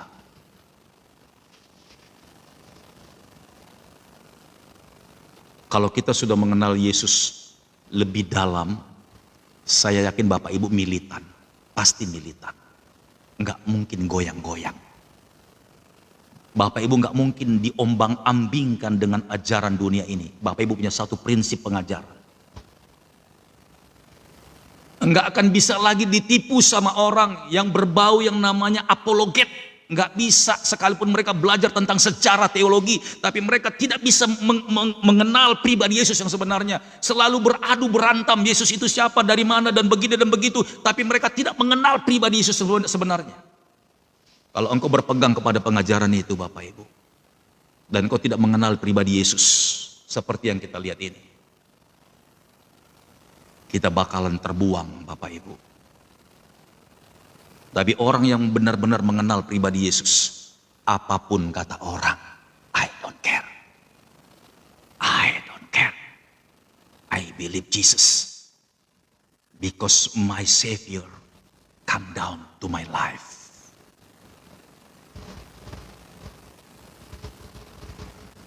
Apapun kata orang tentang Pastor Daud, I don't care. I believe that our Jesus choose me, choose me.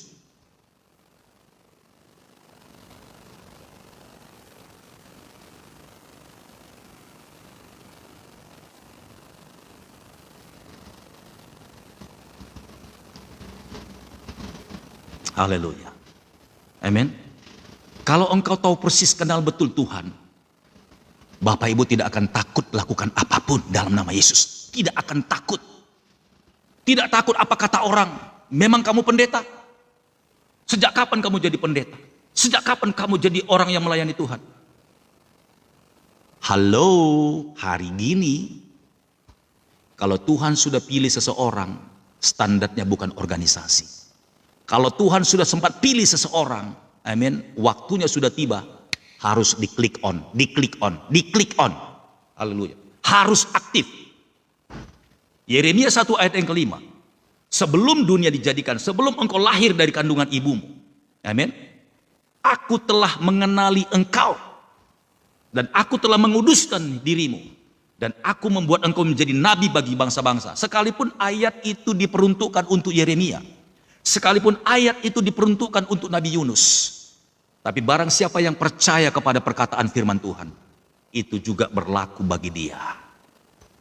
Kalau Tuhan sudah pilih Bapak Ibu sebelum dunia dijadikan, dan hari ini perkataan ini Bapak Ibu dengarkan, amin, itu artinya Tuhan bilang, come on, wake up, haleluya, do something, amin, do something for me, haleluya. Jangan bilang kata orang, pastor aku kan bukan hamba Tuhan. Kata Tuhan, Bapak Ibu hamba Tuhan. Kata orang, Bapak Ibu bukan hamba Tuhan. Bapak Ibu pilih mana? Kata Tuhan atau kata orang? Jangan cari penghormatan manusia. Buah-buah rohanimu itu dapat dipertanggungjawabkan. Ketika engkau menghadirkan Tuhan di dalam hidupmu, ada pertobatan.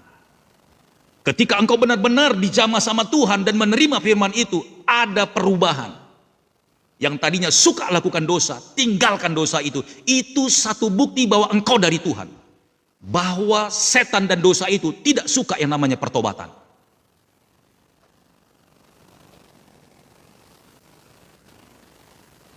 Amin. Kalau engkau merasakan pertobatan, perubahan, dulunya suka bikin dosa, marah-marah, ngomel, ribut, berantam, amin, istri tabok suami, suami tabok istri. Sekarang tabok menabok itu banyak Bapak Ibu. Istri lebih jago lo berantem dengan suami. Rata-rata suami sekarang takut istri, ditabok sama istri, diam Bapak Ibu kayak ayam sakit. Zaman sekarang ini istri-istri lebih galak Bapak Ibu. Coba-coba kalau nggak bawa ini ke rumah, jangan pulang ke rumah, lebih gawat Bapak Ibu. Suami kan menangnya kan karena main hajar kan, tapi kalau mental lebih hebat yang namanya perempuan. Haleluya. Ya, kita lihat Bapak Ibu. Ketika mereka mendengarkan perkataan Yesus itu, amin, mereka mulai agak mundur Bapak Ibu. Pengajaran Yesus ini semakin berat ini. Sama seperti kita pada siang hari ini juga, pengajaran ini akan memaksa saudara, dan saya minta sama Tuhan semua pengajaran ini semuanya dilibatkan sama Roh Kudus sampai Bapak Ibu nggak tenang mulai hari ini. Haleluya. Jangan sia-siakan pengajaran ini Bapak Ibu. Saya minta sama Tuhan agar Roh Kudus mengingatkan Bapak Ibu semuanya, keluar dari zona nyamanmu, keluar dari semua ketakutanmu itu.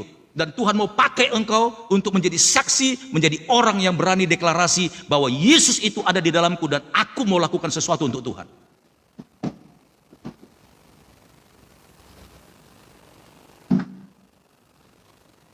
Amen ya.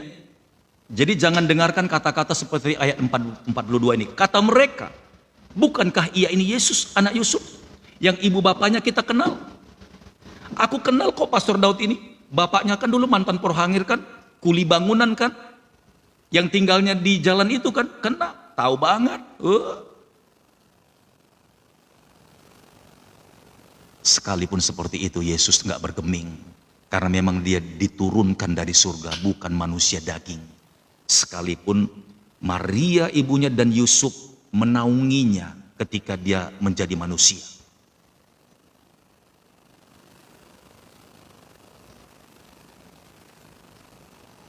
Ayat 43 dikatakan Yesus tadi, aku telah turun dari surga. Jawab Yesus kepada mereka, jangan kamu bersungut-sungut. Tidak ada seorang pun yang dapat datang kepadaku jikalau ia tidak ditarik oleh Bapa yang mengutus aku, dan ia akan kubangkitkan pada akhir zaman. Ada tertulis dalam kitab nabi-nabi, dan mereka semua akan diajar oleh Allah, dan setiap orang yang telah mendengar dan menerima pengajaran dari Bapa datang kepadaku. Yes, itu dia.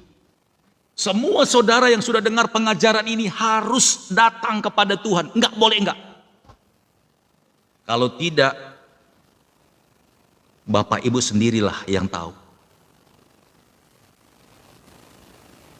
Tujuan dari pengajaran yang Pastor Daud sampaikan dari ayat ini, agar Bapak Ibu punya roh keberanian. Tuhan, aku bersyukur kalau Engkau menyadarkan aku hari ini, dan aku harus bangkit Tuhan, sebagai seorang suami, sebagai seorang istri, dan juga sebagai seorang pelayan Tuhan. Amin. Kemampuanmu tidak ditentukan karena sekolahmu, tapi bicara tentang kebenaran, itu adalah ketaatan.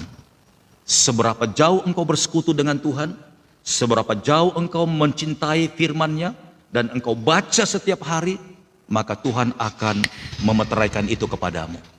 Haleluya. Kita teruskan lagi Bapak Ibu.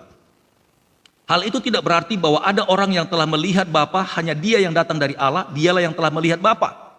Jadi ketika Yesus meminta mereka, biar mereka percaya kepada Yesus, maksudnya Yesus mau kenalin Bapa kepada manusia. Karena selama ini dari zaman Adam, Allah cuma hanya berfirman dan tidak terlihat wajahnya. Musa pun sampai naik ke Gunung Sinai untuk mendapatkan 2 loh batu, yang di dalamnya 10 hukum Taurat, tapi tidak ketemu dengan Allah. Cuman hanya bisa lihat punggungnya saja. Tapi puji Tuhan, dengan hadirnya Yesus, manusia punya kesempatan untuk melihat Bapa itu. Sebab Bapa itu ada di dalam aku. Barang siapa melihat aku, dia melihat Bapa, kata Tuhan. Orang semakin keki aja. Hah? Apa kau bilang? Melihat kamu, melihat Bapa di surga. Siapakah kamu ini? Haleluya. Semakin keras pertentangan itu Bapak Ibu. Haleluya. Aku berkata kepadamu, sesungguhnya barang siapa percaya, ia mempunyai hidup yang kekal. Ya, saya baca ayat 46. Hal itu tidak berarti bahwa ada orang yang telah melihat Bapa. Hanya dia yang datang dari Allah, dialah yang telah melihat Bapa. Aku berkata kepadamu, sesungguhnya barang siapa percaya, ia mempunyai hidup yang kekal. Ayat 48. Akulah roti hidup. Semakin ditegaskan sama Tuhan. Artinya kalau engkau mau kenyang, kalau engkau mau hidup, kalau engkau mau bangkit, makanlah roti itu. Akulah roti hidup. Nenek moyangmu telah makan mana di padang gurun dan mereka telah mati. Inilah roti yang turun dari surga. Yesus maksudnya. Barang siapa makan daripadanya, ia tidak akan mati. Akulah roti hidup yang telah turun dari surga. Jikalau seorang makan dari roti ini, ia akan hidup selama-lamanya. Dan roti yang kuberikan itu ialah dagingku, haleluya, yang akan kuberikan untuk hidup di dunia ini. Ayat 52, Orang-orang Yahudi bertengkar antara sesama mereka dan berkata, bagaimana ia ini dapat memberikan dagingnya kepada kita untuk dimakan? Haleluya. Oh, semakin panas Bapak Ibu. Yang Yesus sampaikan itu benar kalau seandainya mereka mengerti bahwa Yesus maksudkan adalah roti yang terpecah-pecah. Amin. Hanya dengan menjadi roti yang terpecah-pecahlah agar orang-orang yang hidup di dalam kegelapan itu bisa melihat terang yang ajaib. Orang-orang yang mati secara rohani ketika dia menerima tubuh dan darah Yesus, amin, yang disebut perjamuan kudus itu, maka dia mendapatkan kebangkitan kembali bersama-sama dengan Tuhan. Tapi yang dimaksudkan orang-orang cuman berkat, berkat, berkat, berkat. Itu yang saya bilang Bapak Ibu.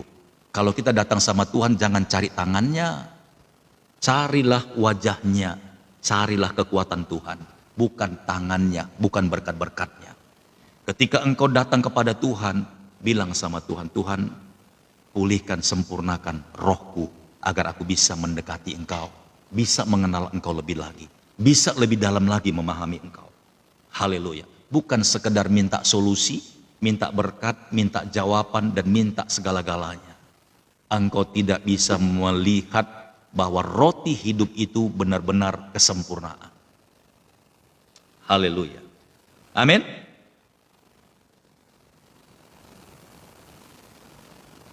Ayat 51, akulah roti hidup yang telah turun dari surga. Jikalau seorang makan dari roti ini, ia akan hidup selama-lamanya, dan roti yang kuberikan itu ialah dagingku yang akan kuberikan untuk hidup dunia ini.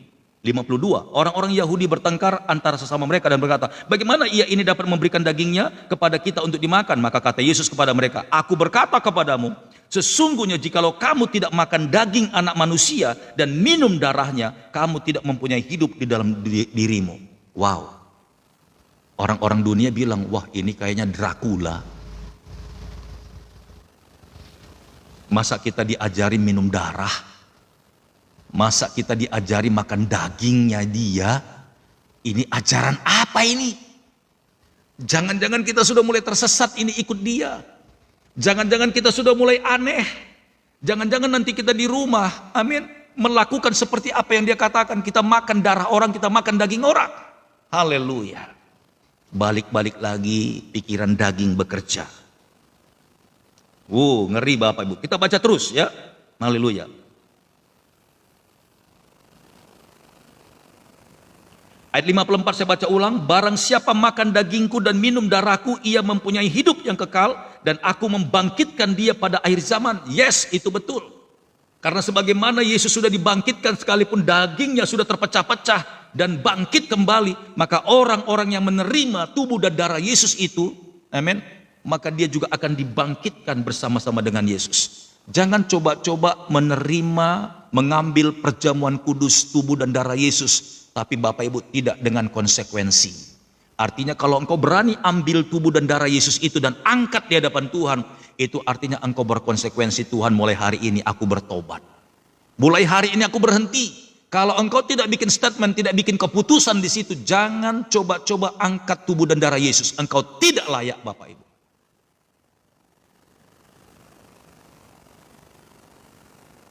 Karena itu konsekuensi.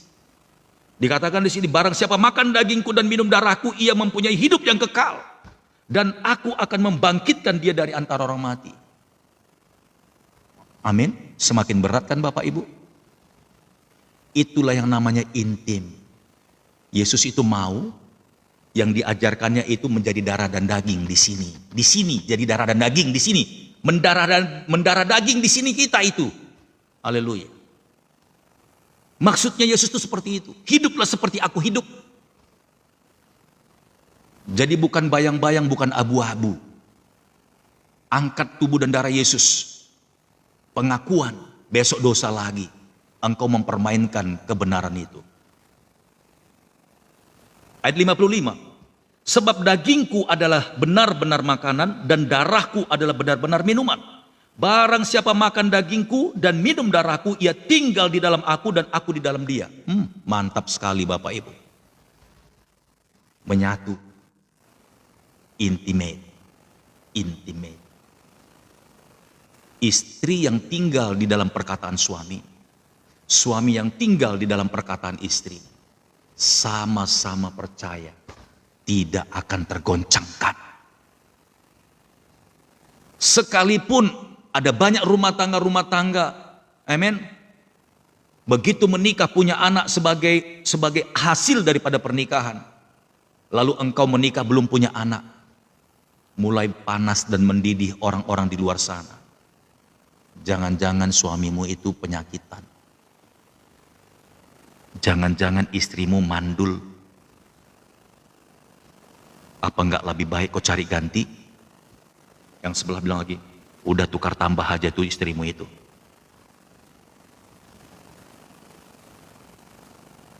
Mama sudah tua, bapak sudah tua, butuh cucu. Sepertinya kau salah pilih. Kan sudah ku bilang dari dulu jangan sama dia. Kenapa kau ambil dia? Udahlah, sekalipun begitu, bapak mamamu siap untuk mencari gantinya. Suami istri yang dengar kata-kata itu, kalau dia benar-benar intim sama pasangannya, akan bilang begini, perlu bapak mama ketahui,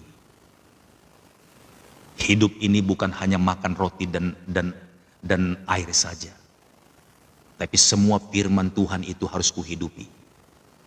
Aku telah mengambil keputusan di dalam nama Tuhan Yesus, bahwa dialah tulang rusukku, tidak bisa diganti sama tulang rusuk yang lain.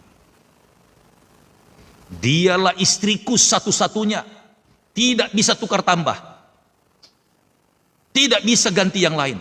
Sampai aku mati, dialah tetap istriku, sekalipun aku tidak punya keturunan dari dia. Itu yang intim.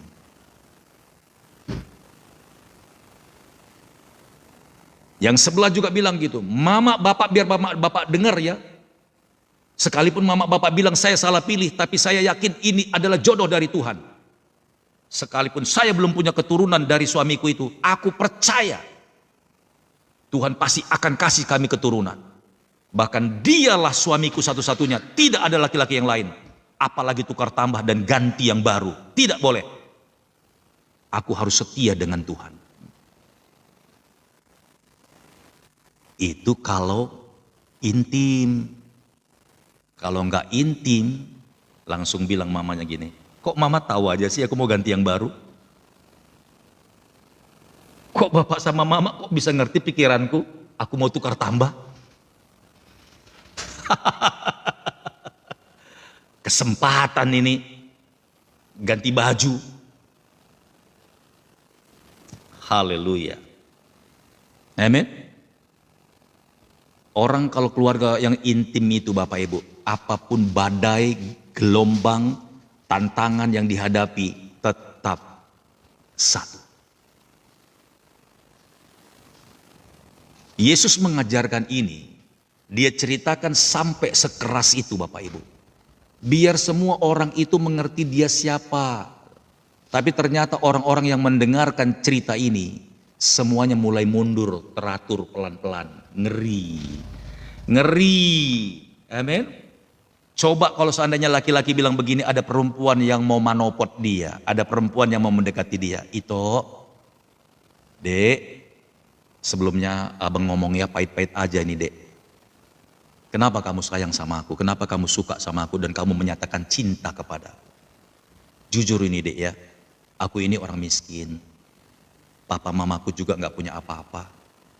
Bahkan kami pun tinggal di sebuah desa yang kecil. Kami nggak punya warisan dari opung kami. Kalau kamu mau jadikan aku suamimu, apakah kamu siap hidup menderita dengan saya? Langsung pahit aja Bapak Ibu. Apakah kamu siap untuk hidup apa adanya dengan saya? Apalagi pekerjaan saya yang kau tahu. Amin. Kalau perempuan itu bilang begini, apapun dirimu bang, aku tidak peduli. Yang pasti aku adalah cinta kepadamu. Maksudnya Tuhan Yesus itu begitu Bapak Ibu. Dia ceritakan aslinya dia. Maksudnya biar orang yang mendengar itu semakin dekat dengan dia, ternyata aslinya orang-orang itu tahu ketahuan, mundur teratur Bapak Ibu, mundur perlahan-lahan. Dan saya juga senang kalau begitu. Dalam persahabatan itu harusnya terjadi begitu. Kalau ternyata perempuan itu sadar, oh iya bang ya, berarti keluarga abang memang orang miskin ya bang. Iya deh. Daripada nanti kita susah berdua berantem terus, urungkanlah niatmu ya untuk mendekat kepada aku. Tapi kalau perempuan itu bilang, tenang bang, aku tidak melihat hartamu, aku tidak melihat latar belakangmu, tapi hatiku yang berkata bahwa engkaulah jodohku dari Tuhan. Mantap.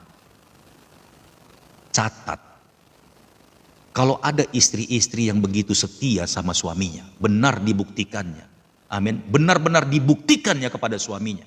Saya mau bilang, hai suami-suami, beruntunglah engkau punya istri yang setia seperti itu. Rawat dia, jaga dia baik-baik. Karena jarang ada perempuan di zaman sekarang ini yang punya mental seperti itu. Jangan sakiti dia, jangan bikin tandingan sama dia, jangan coba-coba ganggu perasaannya. Kalau ada istri yang model seperti itu sekarang, lindungi dia. Karena itu lebih daripada emas, perak, dan permata. Yang penting adalah kesetiaan. Suami-suami juga begitu. Kalau istri-istri ketemu sama laki-laki begitu, bang, aku jujur aja nih bang, apa sih sebenarnya tujuan abang mau ngedekat sama aku? Dan abang menyatakan cinta dan sayang kepada aku. Janganlah lihat parasku bang, mungkin menurut abang parasku cantik, tapi asliku itu bang begini loh bang. Aku itu nggak lulus sekolah bang, aku itu cuman lulus SD doang bang, syukur aku bisa membaca. Orang tua aku miskin juga. Aku di sini kerja sebagai pembantu rumah tangga. Apakah abang siap? Aku punya kemampuan seperti ini. Paling kemampuku juga cuman hanya ya memasak yang seperti ini loh. Tapi kalau suaminya bilang, aku nggak peduli masa lalumu, aku nggak peduli kamu dari mana latar belakangmu, tapi yang pasti aku yakin, aku hidup dalam kebenaran. Aku tahu Tuhan bilang kamulah jodohku. Wow, kalau engkau sudah menemukan suami model begini, kalau hidupmu berubah, jangan sia-siakan suamimu itu. Kalau engkau mencari suami yang lain, terlihat lebih ganteng, lebih kaya, engkau kecewa. Karena laki-laki yang model begitu jarang kau dapatkan. Amin. Dia juga seperti emas, perak, permata, dan berlian, berharga. Buka kacamata itu. Amin. Buka kacamatamu itu. Oh Tuhan Yesus, kalau engkau sudah masuk dalam dilema ini, yakinkan di dalam hatimu bahwa pasanganmu itu dari Tuhan. Kalaupun engkau seperti ada penyesalan, bilang sama Tuhan, Tuhan, aku telah melangkah. Ampuni aku Tuhan sebagai istri, ampuni aku sebagai suami. Aku tidak mau Tuhan rumah tanggaku pecah dan berantakan. Pulihkan keluargaku, pulihkan hatiku Tuhan. Aku siap untuk diperbaiki. Haleluya. Tuhan sanggup Bapak Ibu. Kita baca terus ya. Haleluya. Kita habiskan ini. Sama seperti Bapa yang hidup mengutus aku dan aku hidup oleh Bapa, demikian juga barang siapa yang memakan aku, ngeri banget. Semakin keras Bapak Ibu. Demikian juga barang siapa yang memakan aku, memakan firman, menerima firman itu dan memasukkan ke dalam hidupnya, akan hidup oleh aku.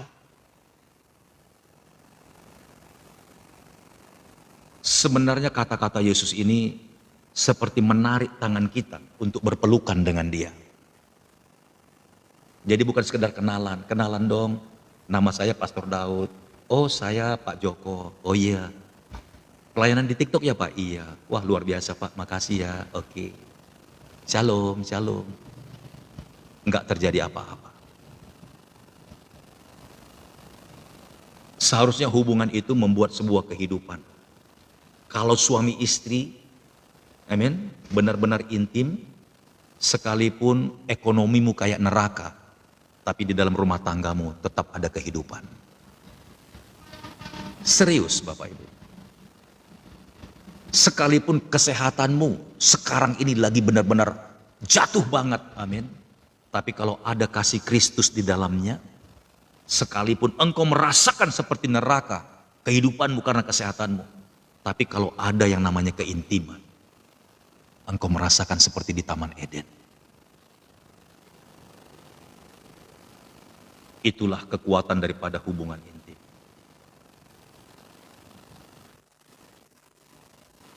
Ayat 58, inilah roti yang telah turun dari surga. Bukan roti seperti yang dimakan nenek moyangmu. Dan mereka telah mati. Barang siapa makan roti ini, ia akan hidup selama-lamanya. Barang siapa ada firman di dalam dirinya, maka dia akan hidup selama-lamanya. Rumah tanggamu akan hidup selama-lamanya. Tidak ada kematian, tidak kayak kuburan, tidak kayak neraka. Amin. Makanya suami-suami butuh makan namanya roti hidup itu. Butuh makan Yesus itu. Butuh makan firman itu. Jadi bukan sekedar makan, tapi harus ada yang namanya action. Pertobatan. Suami-suami yang makan firman Allah, perlahan-lahan dia berubah, bertobat. Sama seperti Yesus. Istri yang makan yang namanya firman Allah, sampai kenyang, pengajaran-pengajaran ini haruslah bertobat. Dan sama seperti Yesus. Suami sama seperti Yesus. Istri sama seperti Yesus. Lihat Bapak Ibu, ketemu di ujung. Yesusnya di atas. Suaminya itu belajar mengikut Yesus. Yesus juga belajar mengikut Yesus. Suami istri yang sama-sama menghidupi firman Tuhan, pasti akan semakin dekat dan semakin kuat. Ayat 59, semuanya ini dikatakan Yesus di Kapernaum ketika ia mengajar di rumah ibadat. Ayat 60, murid-murid yang mengundurkan diri. Nah, lihat. Sesudah mendengar semuanya itu, banyak dari murid-murid Yesus yang berkata, perkataan ini keras. Siapakah yang sanggup mendengarnya? Yesus yang di dalam hatinya tahu bahwa murid-muridnya bersungut-sungut tentang hal itu, berkata kepada mereka, adakah perkataan itu menggoncangkan imanmu? 62, dan bagaimanakah jikalau kamu melihat anak manusia naik ke tempat yang di mana ia sebelumnya berada? Maksudnya naik ke surga. 63, rohlah yang memberi hidup, daging sama sekali tidak berguna. Perkataan-perkataan yang kukatakan kepadamu adalah roh dan hidup. Itulah roti kehidupan. Amin. Ayat 64, tetapi di antaramu ada yang tidak percaya. Sebab Yesus tahu dari semula siapa yang tidak percaya dan siapa yang akan menyerahkan dia. 65, lalu ia berkata, sebab itu telah kukatakan kepadamu, tidak ada seorang pun yang dapat datang kepadaku kalau Bapa tidak mengaruniakan kepadanya. Makanya jangan heran Bapak Ibu, saya pun tidak perlu kecewa. Orang yang silih berganti masuk di ruangan ini, sekalipun diberkati Tuhan, Tuhan jawab doanya, Pastor Daud doakan, lalu mereka tidak ada di sini sekarang. Pastor Daud tidak kecil hati. Karena memang orang itu tidak ditentukan untuk dilayani oleh Pastor Daud. Ternyata Yesus pun mengalami hal yang sama. Yesus tegas di sini.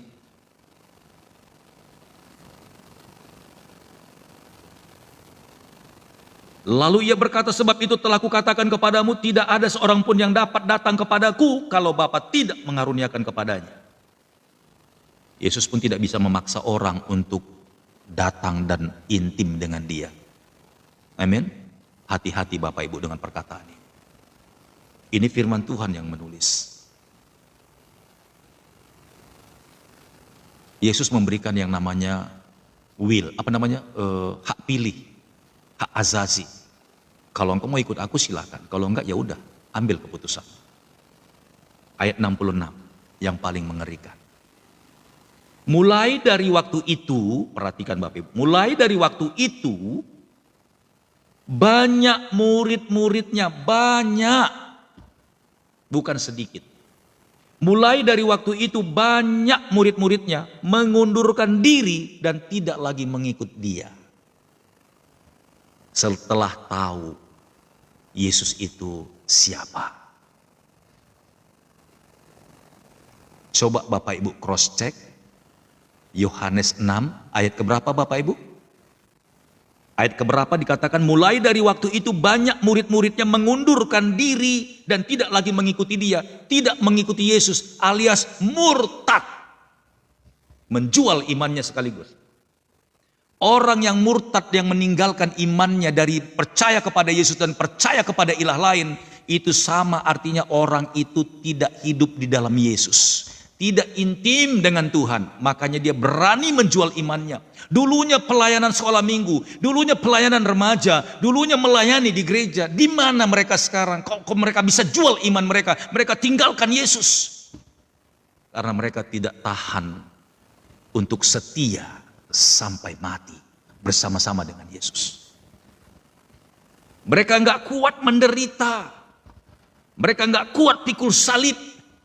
Mereka nggak sanggup untuk terima perjamuan kudus. Komitmen ketika kita angkat tubuh dan darah Yesus itu artinya aku bertobat Tuhan. Aku putuskan semua dosa-dosaku yang kuperbuat selama ini. Mulai hari ini aku tidak melakukannya lagi. Nggak sanggup Bapak Ibu.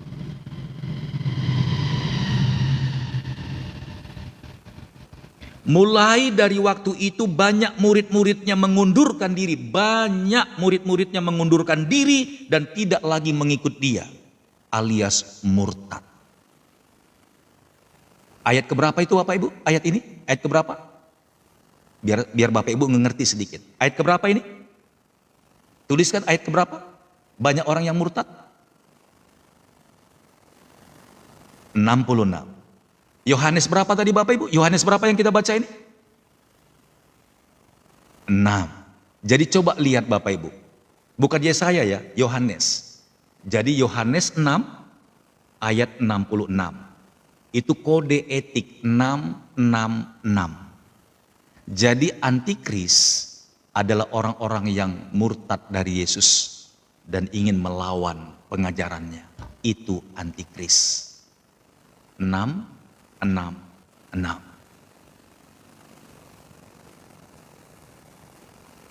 Itu kode Tuhan sampaikan sama kita siang hari ini. Kalau engkau mundur, tanpa kita sadari kita juga jadi antikris. Yes, kode 666. Apakah ini kebetulan ayat ini? Di ayat 66 ini banyak orang mengundurkan diri. Ternyata setelah saya baca Yohanes 6 ayat 66, 6-nya ada 3. Luar biasa. Tuhan Yesus baik. Jangan mau mundur Bapak Ibu. Jangan mau tinggalkan Yesus. Tetaplah bertahan. Apapun yang terjadi dalam hidup kita. Jangan tinggalkan Yesus dan pergi kepada ilah lain. Kalau engkau pergi tinggalkan Tuhan Yesus dan pergi kepada ilah lain, engkau percaya kepada dukun, kita sebenarnya sudah jadi antikris.